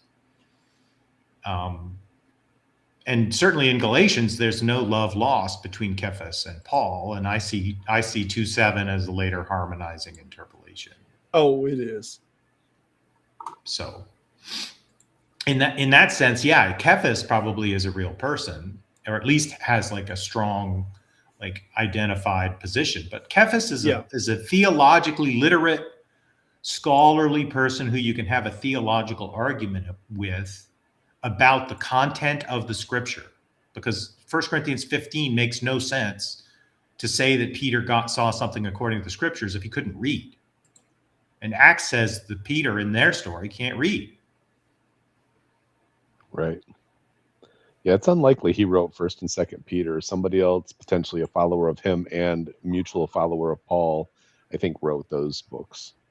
Right. And we don't need to, like, it doesn't really matter whether any of them genuinely existed or not. We know that, like, at its very inception in Christianity and within the first few decades, there's a fight between the law keepers and the law superseders, right? There's a group of people who think everybody needs to be circumcised, keep the Sabbath, and follow all the Torah dietary laws. And there's other group says all of that is gone. The temple's been destroyed. You can't do Levitical sacrifices anyway. We just need to move on with being good, ethical, like, believers. And again, like, the ethical message in the 2nd century is really strong. That's like Justin is very clear that you can be saved and go to heaven just by being ethical and living a good life. And that just gets washed away in the 4th century and to some degree in the 3rd century. You have to believe the right things. That becomes much, much more important down the line. So early on, I just don't see that, like, these people needed to have existed. There's no, like, strong evidence that they did exist. But even if they did or didn't exist, like, we know there's a factional dispute going on. Sure.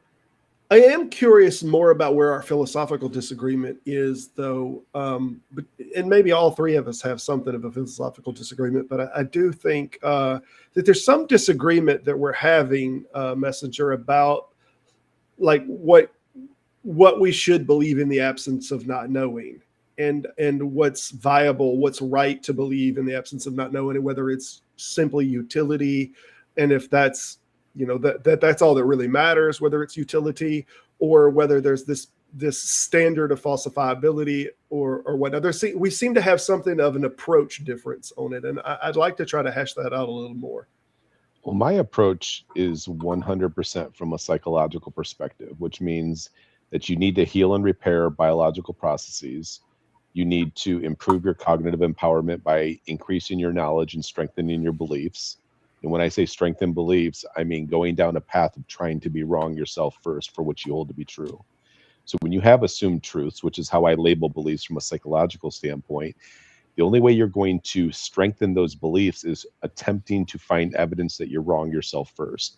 And when you go through that genuine process, you're either going to find something that says you're wrong and you accept it and you adopt a new belief, or you have a new sense of knowledge because you can prove it, or you get to a point of, I've exhaustively tried to be wrong about X and haven't been able to come up with evidence yet. But what that's going to do for you is when people attack your beliefs and you've addressed those things through the things that they're talking about, it gives you a response to them in some cases, or it makes you open to hearing what somebody else has to say where you're wrong. And you're like, well, then give me the information and evidence that I am wrong indeed, so that I can shift my belief or, again, adopt a new piece of knowledge. And then the third part, let me go into the third and fourth, and then the third part is learning to heal experientially from your traumas and negative experiences, which requires you to have a cognitive and emotional empathetic lens towards your assailants. Like people who believe that people were capable of doing something different than they were are going to ruminate on why it should have been different. And that is not going to lead to healing. So if you don't have that empathy, you're not going to have that forgiveness that lets go of the bitterness and resentment that you need, so that you're not triggered when certain situations in the present remind you of the ones from the past that you haven't healed from. And then the fourth piece of it is learning to manage emotions and keeping things at the primary level of emotional feeling, rather than letting them escalate into secondary and tertiary emotions that are more valuable in what I would say are life-threatening circumstances. So that's kind of my model in terms of well-being. So here's the little bit that I'd push back on yet. When you're talking about battling against something inside of your mind, whether that you're challenging it, there are things that are in a position of, they're a state that you cannot know. Let's use the classic teapot there. You can't battle in your mind whether this thing is or isn't true. Like it's simply an unfalsifiable statement. There's just no particular way to hold it, or in any justified sense, as true or not true. It's a claim that it foundationally has a falsifiable problem. So if that claim exists in an unfalsifiable space, are we justified just for emotional reasons for saying, well, I believe that teapot is there because it gives us meaning or emotion? Or should we, remain in this space? And this is where I think we separate our ideology. I think is right here is where it cuts. Should we remain in the I cannot hold it true in the affirmative, because I simply cannot know, there's no justification for that to be true. And the where I separate the utility is, if it was utility to hold something true that may not be true, at the first level, it seems like that there's a long-term deficit that may accumulate from holding multiple things to be true, that we can't know those things to be true, and we're more and more getting separated from reality. And when we have these ideas of we must first know that knowing's half the battle and then doing's the other, in the short term, you can say, well, believing this thing that is true, that we don't really have any ground in or reason to think that this is true, might have some utility. In the long term, it does seem that there's larger and larger social deficits, because we believe and we create models of reality, and we say, this is how this works, this is how that works. And those models are all wrong because we're connecting things for ideological reasons. And that seems to be, so that line for me is important, not to hold a thing true, not just a God. I don't have any particular flavor or concern whether it's a God. It doesn't matter what it is to me. If we're talking about a fifth fundamental force, right? Oh, this fifth fundamental force, it has such utility, it can explain what dark matter does, or this or that or the other. Its utility doesn't give us a reason to say that that thing is true and that we should hold it true if we don't have any evidentiary support for that thing to be true. It doesn't matter if it's a God or whatever it is. Well, when I think when we're thinking about ourselves, we're in two states. We're in a state of being and a state of feeling. The state of being says who I am, what I hold to be true, what I'm all about, how I live my life from a very cognitive perspective, experiential perspective. How I feel is that state of feeling. And so what I use as a litmus test for myself when it comes down to beliefs and or knowledge is, where is my state of feeling and where's my state of being in regard to how I am in this moment of time of interpretation, which means I'm interpreting the stimulus around myself. So if I don't have peace and I don't in the state of feeling and I don't have contentment in my state of being, then perhaps something's wrong in my internal processes, whether they be biological, cognitive, experiential, or emotional. And when I'm not feeling peace and contentment, I can search for answers from what that I'm missing in those areas, or what's potentially still damaged or unhealed, or I'm unable to manage my emotion because it's getting triggered by experiential recall. So when I'm looking at my framework for how I'm reflecting on a past experience that I might have behaved poorly, responded poorly, felt poorly, I'm usually going, what am I missing? What am I lacking in that moment? What can I gain between now and the next time I experience that similar stimulus so that the outcome can be more beneficial for both me and the person? Yeah. Kurt, your thoughts? Yeah, I mean, I just think that there's like a broad spectrum of pathology among people psychologically. So you're going to have people who are hyper scrupulous, and you're also going to have people who are like hyper impulsive and like living completely within the moment with no scrupulosity at all. And I just don't see how any of these texts like speak universally to all those different sorts of pathology. And for people with scrupulosity, like texts that regard an eternal punishment in hell, like the parable of Lazarus and the rich man, or texts that suggest eternal judgment, like the book of Revelation, can be incredibly damaging to their psychology. You're not wrong. I mean, I think there's very few people who are really introspective in a healthy way. And most of the people who attempt to be introspective usually beat themselves up pretty bad, mentally and emotionally. I have something of my own Lippmann's question that I generally like to ask, and I want to ask it to you. And I'm quite curious how you respond on it. Let's say this concept of whatever you hold that God to be or possibly to be. I think in your case, you would more so leave a window inside of possibly X, right? Is that more where you're at, first of all? I'm just not convinced of any one thing I've heard to date. So, like, if you Okay. say Big Bang is the way it came, we have evolved from apes. We were Right. created by God. We were created by aliens that came and engineered us on the planet. None of those concepts make me go, yep, I'm more closely aligned with that. Yeah, but that's an emotional alignment. It doesn't have anything I'm to talking about do mental. with I'm talking about mental too. Like, there's nothing that convinces me logically that those things are true. Any of them. Wait. Well, I just want to be clear. You're saying you're skeptical that humans arose from pre-existing organisms? I'm saying that I'm not convinced that we evolved from apes. I'm not convinced that the Big Bang theory was real. I'm not convinced that God supernaturally created human beings. I'm not convinced that aliens came to Earth and engineered humans from whatever. Okay, but one of those beliefs sticks out like a sore thumb in that list because one is demonstrated. When you say one is demonstrated, which one are you referring to of the four? That evolution. we came from an ape ancestry and are still apes. But there could be arguments for why that No, isn't the way that it is. there's no serious argument. Unless you have something. I'm not talking about serious argument. I'm just talking about rhetoric or argument. Yeah, but the rhetoric is irrelevant to the truth, isn't it? Truth is comprised of beliefs and knowledge. Truths being factual are knowledge, and truths that are assumed being beliefs. So what we hold to be true and the way that we perceive the world is going to be combined between the two. There's no human being that holds on to, nope, the only thing that I hold to be is true is all facts. There's a lot of belief that goes into how you see the world. Okay. For everybody. I want to drill down really quickly because there's two different ways I can take what you're saying. And so I want to be clear that I'm taking it in the way you mean it. Sure. You could be saying that there are metaphorical mythic structures that are psychologically originated that give people a sense of their meaning in the world. And I just reject all of those regardless of their evidentiary status because they don't feel emotionally true to me.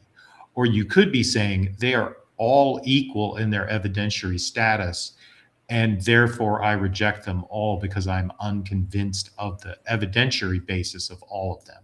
So I'm not sure which one you're saying.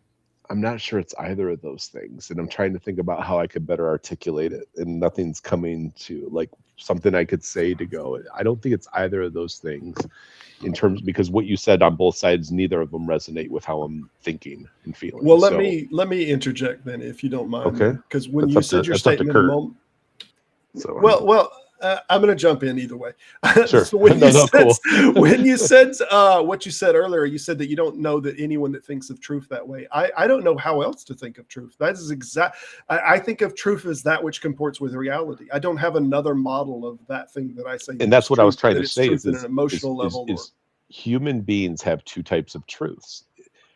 Truth is broken down into your provable truths, which are knowledge and facts, or they're your assumed truths, which are your beliefs, the things that you hold to be true because you haven't accepted or been exposed to knowledge that says it's untrue. And a lot of times people hold on to beliefs, and through confirmation bias, they're only looking to affirm what they hold to be true. That's what confirmation bias phenomenon is we're only going to accept the thing that affirms what we already hold to be true that we don't even have evidence for, and we're going to reject anything that's incongruent with it. Right. But this is your emotional determinations of what truth is. This isn't like the definitional ontology of what truth is. There's no such thing as an emotional determination. There's no such thing, because emotion is just a state of feeling. It's not a state of thought or belief or knowing. I would say there's an aesthetic sense in which something begins to align in a way that it no longer can be perceived as false. That is definitely the feeling of what truth feels like. Have you ever seen the article about the object and a newspaper is better than a magazine? The wind can make it worse. You can do it on most days at the beach. And there's like a whole list of all kinds of things. And then on the next page, you turn it over and it says it's a kite. And all of a sudden, the person realizes what's being talked about. And there's an aesthetic click that someone feels where they say, oh, that's what it is. And I think that is a feeling. Well, to me, feelings are emotions, or they're physical feelings through touch. Like you can feel hot or cold. Yeah, and you can feel that something has clicked for you, and it makes sense now. I don't think you feel that. I think those are thoughts, and I think that's where you're getting into conflating your thoughts versus your feels. No, I don't see how it's not a feeling, because think about emotions. when you get something that's difficult to comprehend in math. You do get a neurological like event where it's like, oh, now it's clear. Can we fix the category? That's not feeling. Feeling. I don't think we emotion. can fix this without fixing the category. Are we in agreement that like a feeling is inside of the category of thoughts, or do you think the opposite? No, I do not think feelings in the categorical of thought or cognition. I think this is where we're separating. Oh, well, yeah, there's no reason to think that thoughts are a distinct category, in my opinion, at all. Cognition, so you think that feelings are inside of the category of thoughts? I think reason is and can only properly be a slave of the passions. Okay. Prefrontal cortex determines thinking and reasoning. No, the prefrontal cortex never acts on its own. It's always acting in combination with the limbic system to give salience, right? So that's why Capgras delusion is so destabilizing. Not necessarily. The limbic system no longer gives people... Because the limbic system getting triggered by your amygdala, hippocampus, thalamus are not always going to be there just because you have a cognitive perspective on the world. No, the limbic system is constantly monitoring for salience. That's how you direct your attention. Well, I don't think it's monitoring for salience. It's monitoring for indicators of things that aren't right within, or there are things that aren't right externally. They're just indicators. Yeah, that is what salience is. It's a disconnect between expectation and reality. Let's do a point of orders. So, we're going to get right back to it. Simon, how's it going, man? He's been in here a few minutes and haven't even said, hey how's it going, Simon? That's fine. I'm enjoying the conversation. So that's all right. I'll let y'all go, but go ahead. Well, I think you're kind of going off track a little bit from what Messenger first said, which was his attitudes towards certain propositions, like whether we're apes or not, or whether God exists, or whether the Big Bang is viable.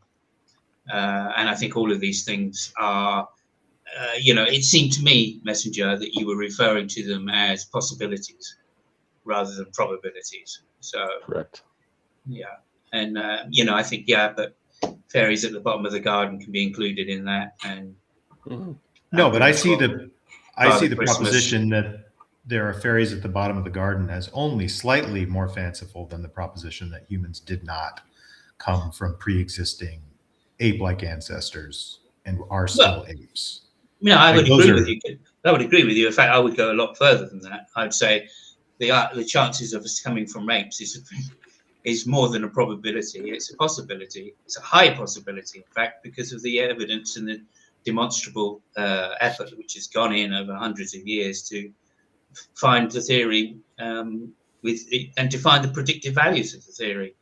I think that makes a huge difference to whether or not there's no evidence at all for fairies at the bottom of the garden. Yeah, but Simos, have you even considered that the footprint of the fairy may be different than what you're looking for, and that you may have already seen the footprints? I don't think I'm specifically looking for any size footprint. Okay, so Messenger, I think that's where it's going wrong slightly, and I don't understand Messenger's position on this. You can have certainly you could be an idealist and come up with the same statements that you've made, Messenger, and it's almost impossible to prove it wrong. But I don't think we're looking for proof of wrongness. All I would say is the argument that you're given seems to be circular at the moment. I mean, from my position, it doesn't matter. From my position, I'm presenting myself from a human being here in the 21st century, living life, and the origins of things are less important to me than who we currently are and where we're currently going. Oh no, I don't. I completely disagree. It's very, very important to understand the actual role of the organism that you are, as far as we can tell. I have a And human again, response model that's universal. So I agree with you in that aspect of understanding who we are today.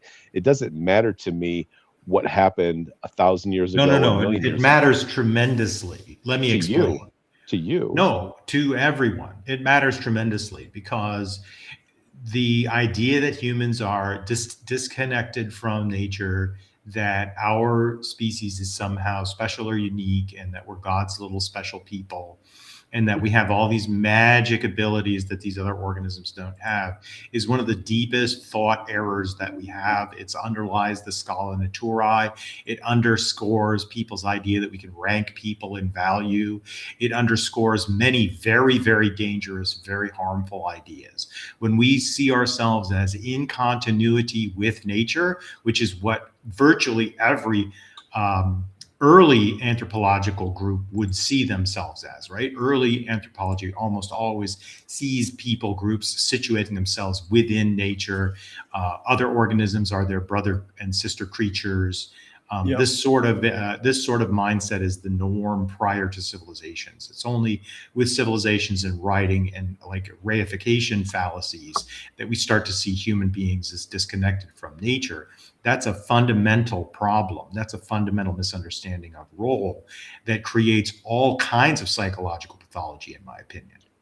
And even psychological research is pointless without assumption of that continuity, right? So much psychological research is based on non-human data and ethological data. And if we're going to not pay attention to that, we're just missing the boat on what can be learned.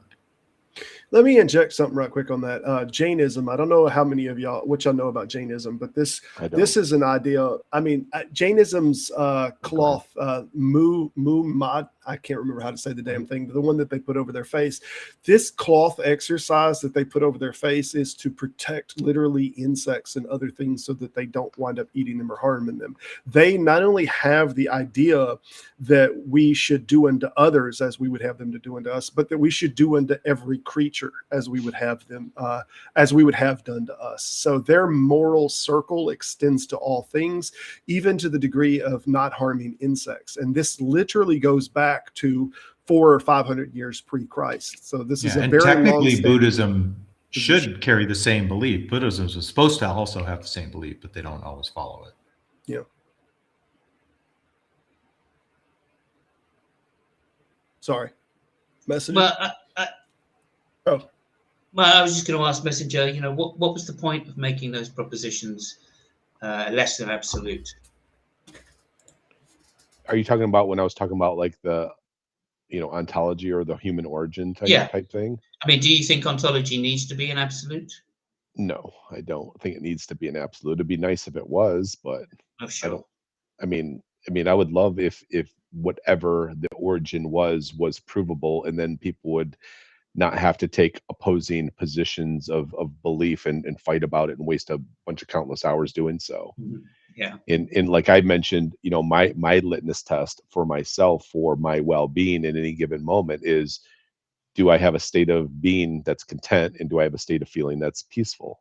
And if I can, then I believe that I have a healthy perspective and viewpoint and judgment of what's around me. And when I don't, then that's me going, there's still something missing. I need to go seek and find answers for that which I still lack.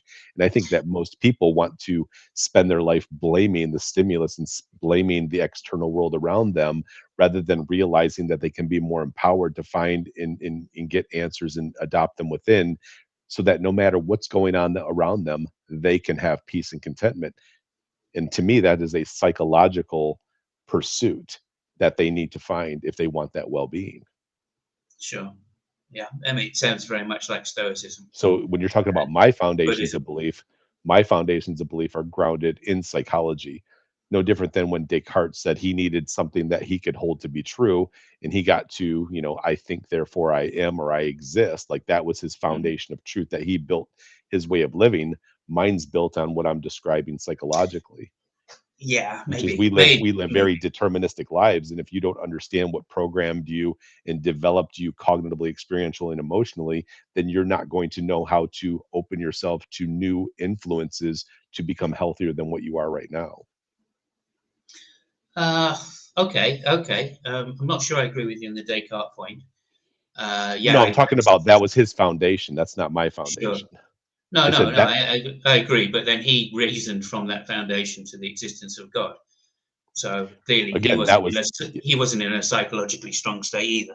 No, he wasn't. But I'm saying that, that was his. Like I was giving an example of like he chose that as a foundational perspective to live his life. Mine was grounded in psychology. It's not grounded in religion. It's not grounded in philosophy. It's not grounded in other aspects. To me, for the things that have transformed me over the last 21 years of my life, it's been psychology and understanding human behavior. Mm-hmm. Interesting. Okay. Is that why you're saying you're not sure that would evolve from apes? I haven't done enough research. Like I guess if I went and did more research and I understood things perhaps to the level that you did, perhaps my belief would shift and I'd be like, okay, now I'm more aligned with this. It's just not relevant for how I need to live my life, moving forward, and what I found to sit there and free me from the things that were dissatisfying to me or troubling for me up to those points in life. I would disagree with that statement on the basis that understanding our evolutional history is really understanding our psychology as well. Right? Overcoming our psychology. Sorry, let me finish. Overcoming our psychology is what you seem to be describing, not necessarily embracing your psychology. Because, like, we all have human flaws, right?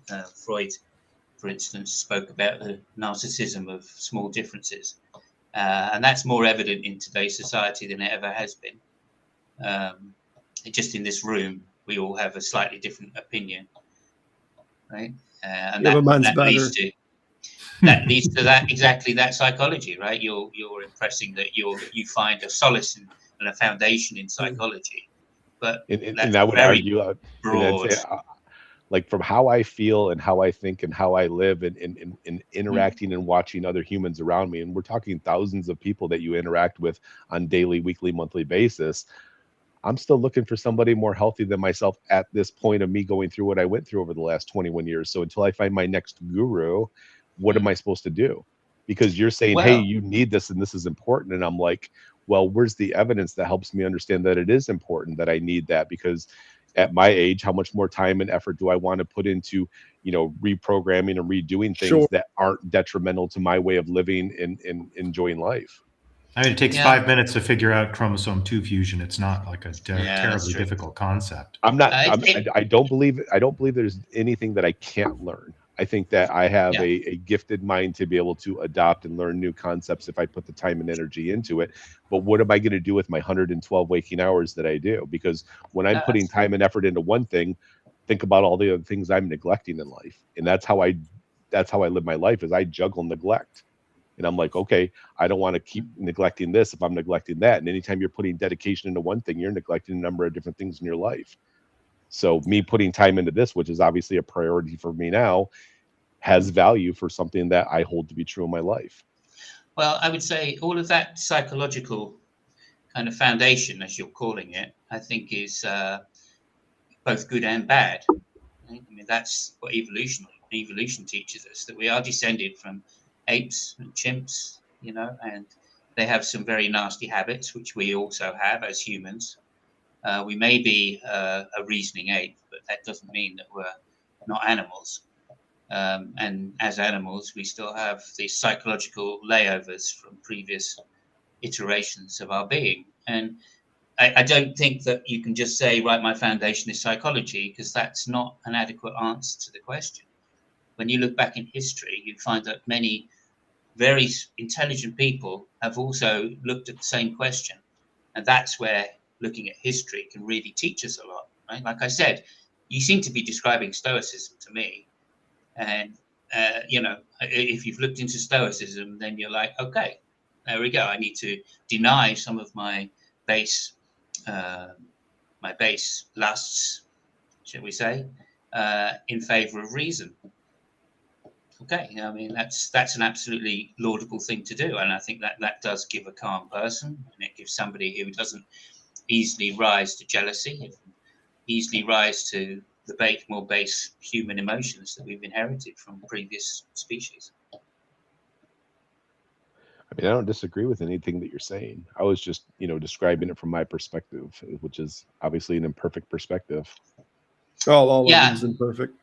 Well, yeah, I mean, from the reason that saying psychology, that covers a broad range of things, right? And you seem to be wanting to pick and choose them. Well, I'm trying to defining what they are. I'm trying to help you understand my perspective and where I'm coming from. I'm not looking to win a debate, win an argument, tell you you're right, tell you you're wrong. I'm saying, here's where I'm coming from. Here's what I'm putting time into and not putting time into. The things that I try to share either in chat or online, I try to share truths that I believe people can adopt that would give them value and better perspective from their own ways of living for whatever might be troubling for them individually. Okay. Well, my argument is not that it's not a description of how you think. It's that it's not a helpful description for anybody else, because perhaps it's such a broad area which encompasses both things which are good and things that are bad. Right. Let me give you. Sorry, Simos. No, go ahead. Let me give you my perspective here, because you have an advanced degree in a life science, and you're putting forward to people out there that there's equal evidence in your mind for that we were formed from dirt, that we descended from organisms who in every respect resemble us in every way. And those are not equally likely propositions, in my opinion. And someone with your background and training should be easily able to distinguish the likelihood ratio there. And so to me, it's very troublesome, and in fact, almost licensing of deliberate ignorance for you to take a position like that. No, but when you're talking about, I'm assuming when you say that we derived from dirt, you're referring to that God pulled us out of the ground, correct? That's the correlation you were drawing. Well, that's the position you said you couldn't tell the difference between. You said you can't tell the difference between whether God created us and whether we are evolved from apes. And so, if I was going to make an argument for Christianity, believe me, I'm not a Christian and I don't hold to be true what they do.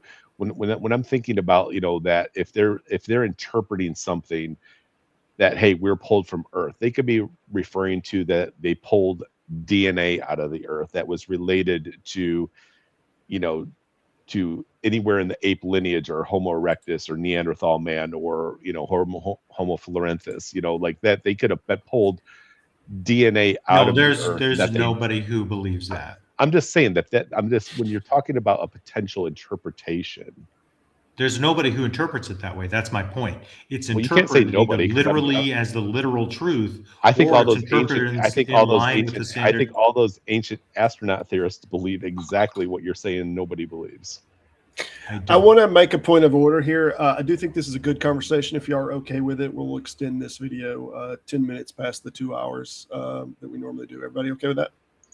So I agree with you that I don't believe. Messenger, let me just go. I have to go now, of course, because I'm on a day. But I just say the reason I put up this, I came in with this avatar, it comes from a philosopher friend of mine, and he said, keep calm and metaphysically speculate. And awesome. I think that really encompasses what I wish you would do, Messenger, rather than just refer to, a grounding as being psychological, which I think is, as I say, you're describing everything that the mind does. And the mind does good things and it does bad things. Yep. And we all get jealous under certain circumstances. Okay. I don't get jealous. I get a lot of other things. I don't get jealous, but okay. Well, maybe that's a lack of emotional content. I don't know. I don't think it's a bad thing to get jealous when you should be jealous. I don't think it's a bad thing to feel anger when you should be angry. I don't think it's a bad thing to have these emotions necessarily, because they have benefits as well as negatives. In life-threatening situations, I would agree with you. In non-life-threatening situations, they're debilitating. Yeah, I agree. That's why I say keep calm and metaphysically speculate. It's a cute phrase. I like it. Yeah. Anyway, I have to go, but it's been a pleasure to talk to you, Messenger. As always, Kurt, stimulating conversation. Thank you very much. And thanks for stopping by, Yeah, Simos. appreciate it. Have a good one, man. Later.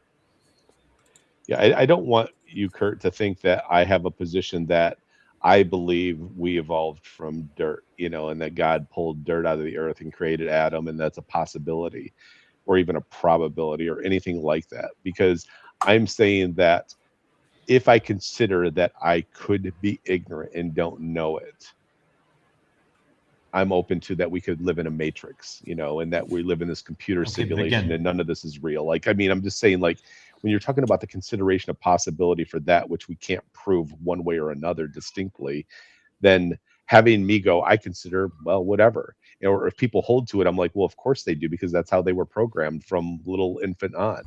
And yes, I want to help unplug people from those things, but I want to do it in a healthy way that doesn't leave them without answers or hope, because that's very dangerous.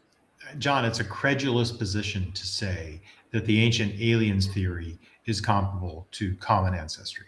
Like, common ancestry is just a documented, demonstratable sequence of events that you can't accept that things are the way they are today and not derive from things being the way they are today, existing further back into the past, the fact that we are descended with common ancestry. But one of the benefits of my belief system and holding what I do, Kurt, is that I have peace and contentment when somebody presents their ideology to me, or their position to me, or their viewpoint to me. And I'm curious and fascinated going, what drove that thought and behavior and perspective in them?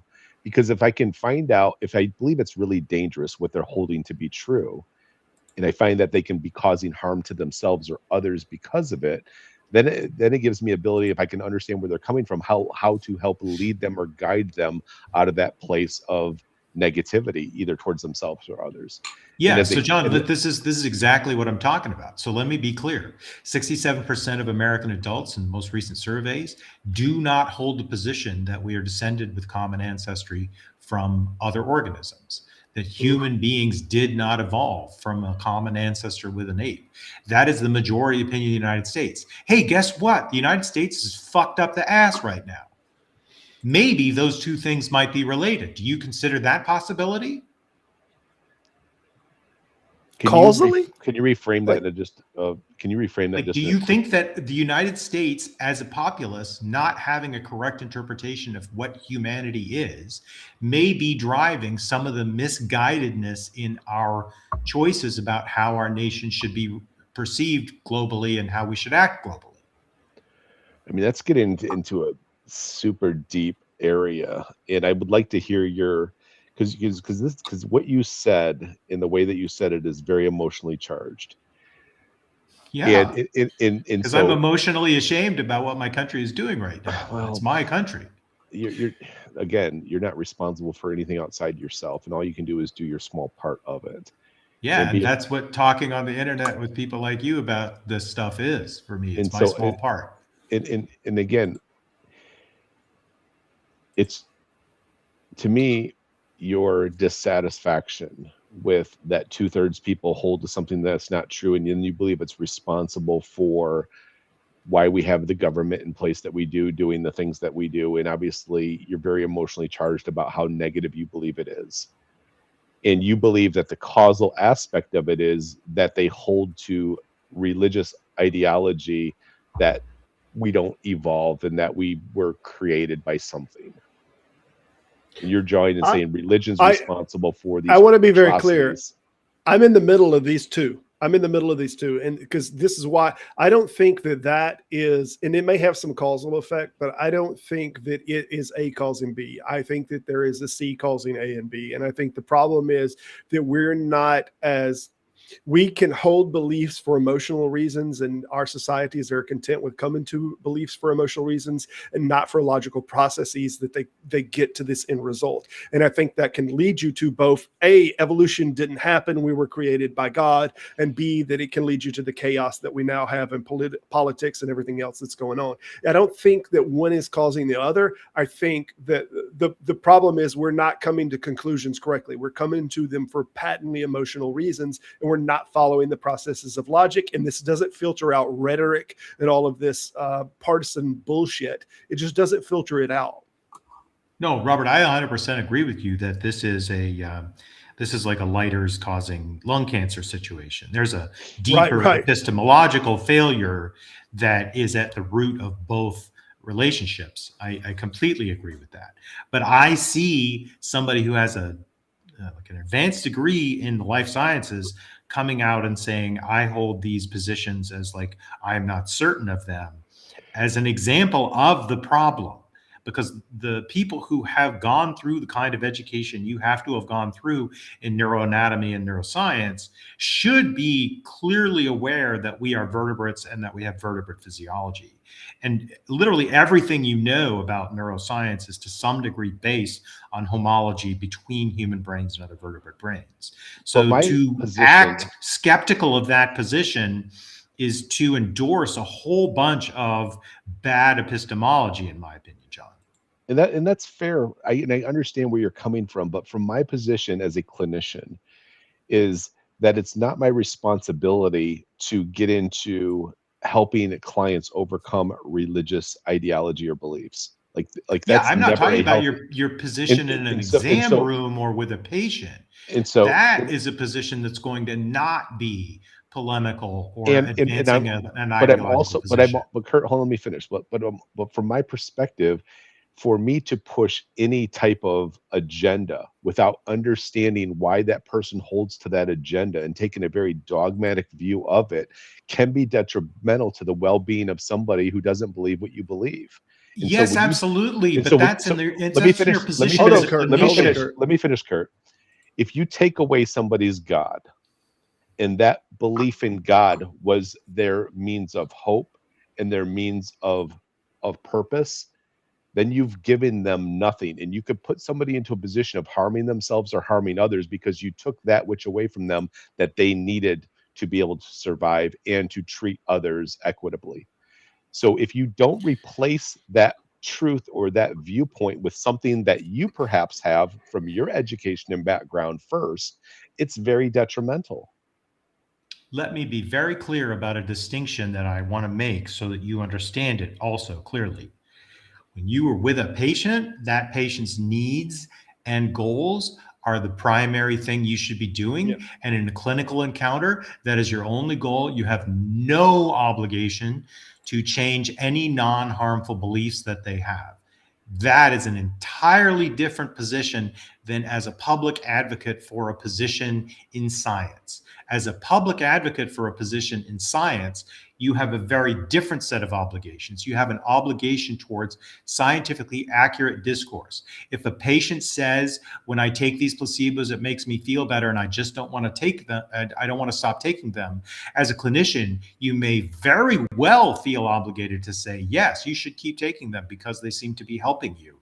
Even though you know as a science advocate, you should not generally be advocating placebos as a treatment for anything, right? Correct. Those are two fundamentally different roles. In one, you have a fiduciary responsibility to the individual, and in the other, you have a fiduciary responsibility to the educational system that taught you what you know. And if you want to reform the understanding of that educational system, that's fine. You can publish and you can go against the, like, what's the accepted scientific facts in that discipline.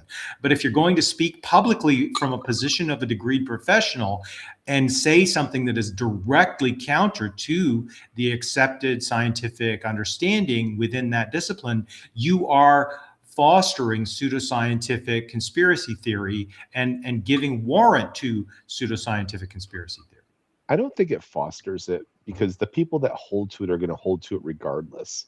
No, And come on, dude. no, Cafe you're is talking bullshit all the time, and all it takes for him is to say, even Messenger has a PhD in psychology, and he thinks that one, I we don't have might a PhD, come but from that's Christianity. cute.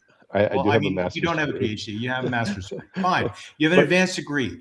But you know that this sort of thing is used all the time by the people who are full of shit. But those people are only going to appeal to those people who already hold those things to be true. They're not creating converts based on that bullshit. They never do. No, that's not true. There's fertile soil, parable of the sower, dude. There can be somebody who's looking for something in their life, and they hear Cafe talking about doing a heroic dose of psilocybin, and they might choose to do that because they're at the right spot in their life. Point of order here. We need to do a wrap up here. We're coming to the Kurt, end. I appreciate your passion and sharing. Let me do this. I'm gonna say this. I think, and then we're gonna go around the room. Kurt next, and then Messenger. I'll let you have the last word as the guest here. I think that there is a question that seems to delineate the two different types of thought on this subject, and I see something of a litmus question, and whether it's about God or whether it's about another subject, I like to frame it inside of the God question, and that is that if we have an ideal of that which is God or an ideal of that which is moral and good and right, whether we consolidate it into something or not, and we say, if that thing is in disalignment with what truth is, and by that truth, I mean that which aligns with reality.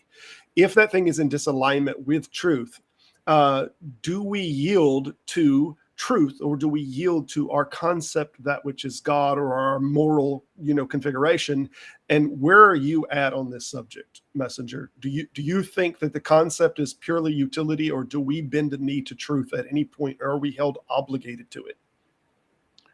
I think it's very ambiguous in that nature, and I don't think that there's an ideology or a concrete structure for what the majority of people are holding to. There's just so much.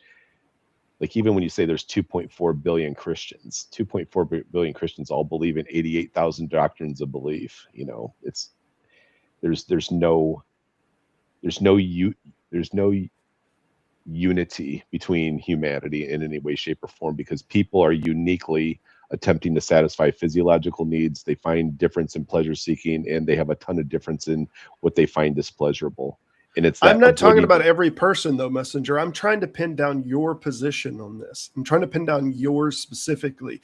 Are we only looking at it in terms of utility, or at some point do you, when you say by utility, level, can you define that so I can better understand where you're coming from? Believing this thing might be beneficial in some sense to yourself, or to your ideology, or to your comfort, or to whatever, opposed to, and again, let's keep in mind that we're talking about whether what we believe, whether that's a God or whatever that thing, that manifestation is, opposed to truth. If we think they're in disalignment, do we pick our already pre-existing beliefs, or do we let those go in for pursuit of truth? Do we have to bend a knee at some point to truth? I definitely think that when it comes down to facts, that you have to bend your knee to facts. When it comes down to beliefs, the best thing you can do is attempt to strengthen them by trying to be wrong. Okay, and that's coming from a psychological standpoint. Like to me, theology, holding to, Jesus died for my sins, rose from the dead. I don't see the value that has in anybody's life in making them a better human being at all. Like, I don't. We're going to give you a final word on this, Messenger. I just want Kurt to get his input. Sure. Then I'll give you the final word on it, and we'll close. No worries. All right, Kurt, thoughts? Well, I'm very happy to hear you say that we should bend the knee to the facts. But I would then say that if you bend your knee to the periodic table, which you should, then you should also bend your knee to universal common ancestry, and specifically human common ancestry with the great apes. They're on equal evidential footing. All right. Thoughts, Messenger? Last words? No, I appreciate hearing your perspective, Robert, and sharing. Let me talk about mine. Same thing with you, Kurt, and then Simos when he was on as well. I appreciate having back and forth dialogue in the way that we did. Excellent. I thank everybody for joining. I encourage you all to come back this next Saturday. I think we're going to have just an open panel one. I'd like to, at the beginning of every month, have a Saturday that's just open panel to let everybody come in, chat about whatever you want. We're not going to be very formal. Just want everybody to come in. I want to start doing that every Saturday, or every Saturday at the beginning of the month. And then the next Saturday, we'll have Skeptic Lou on the 14th. But I thank everybody for joining. As always, remain skeptical.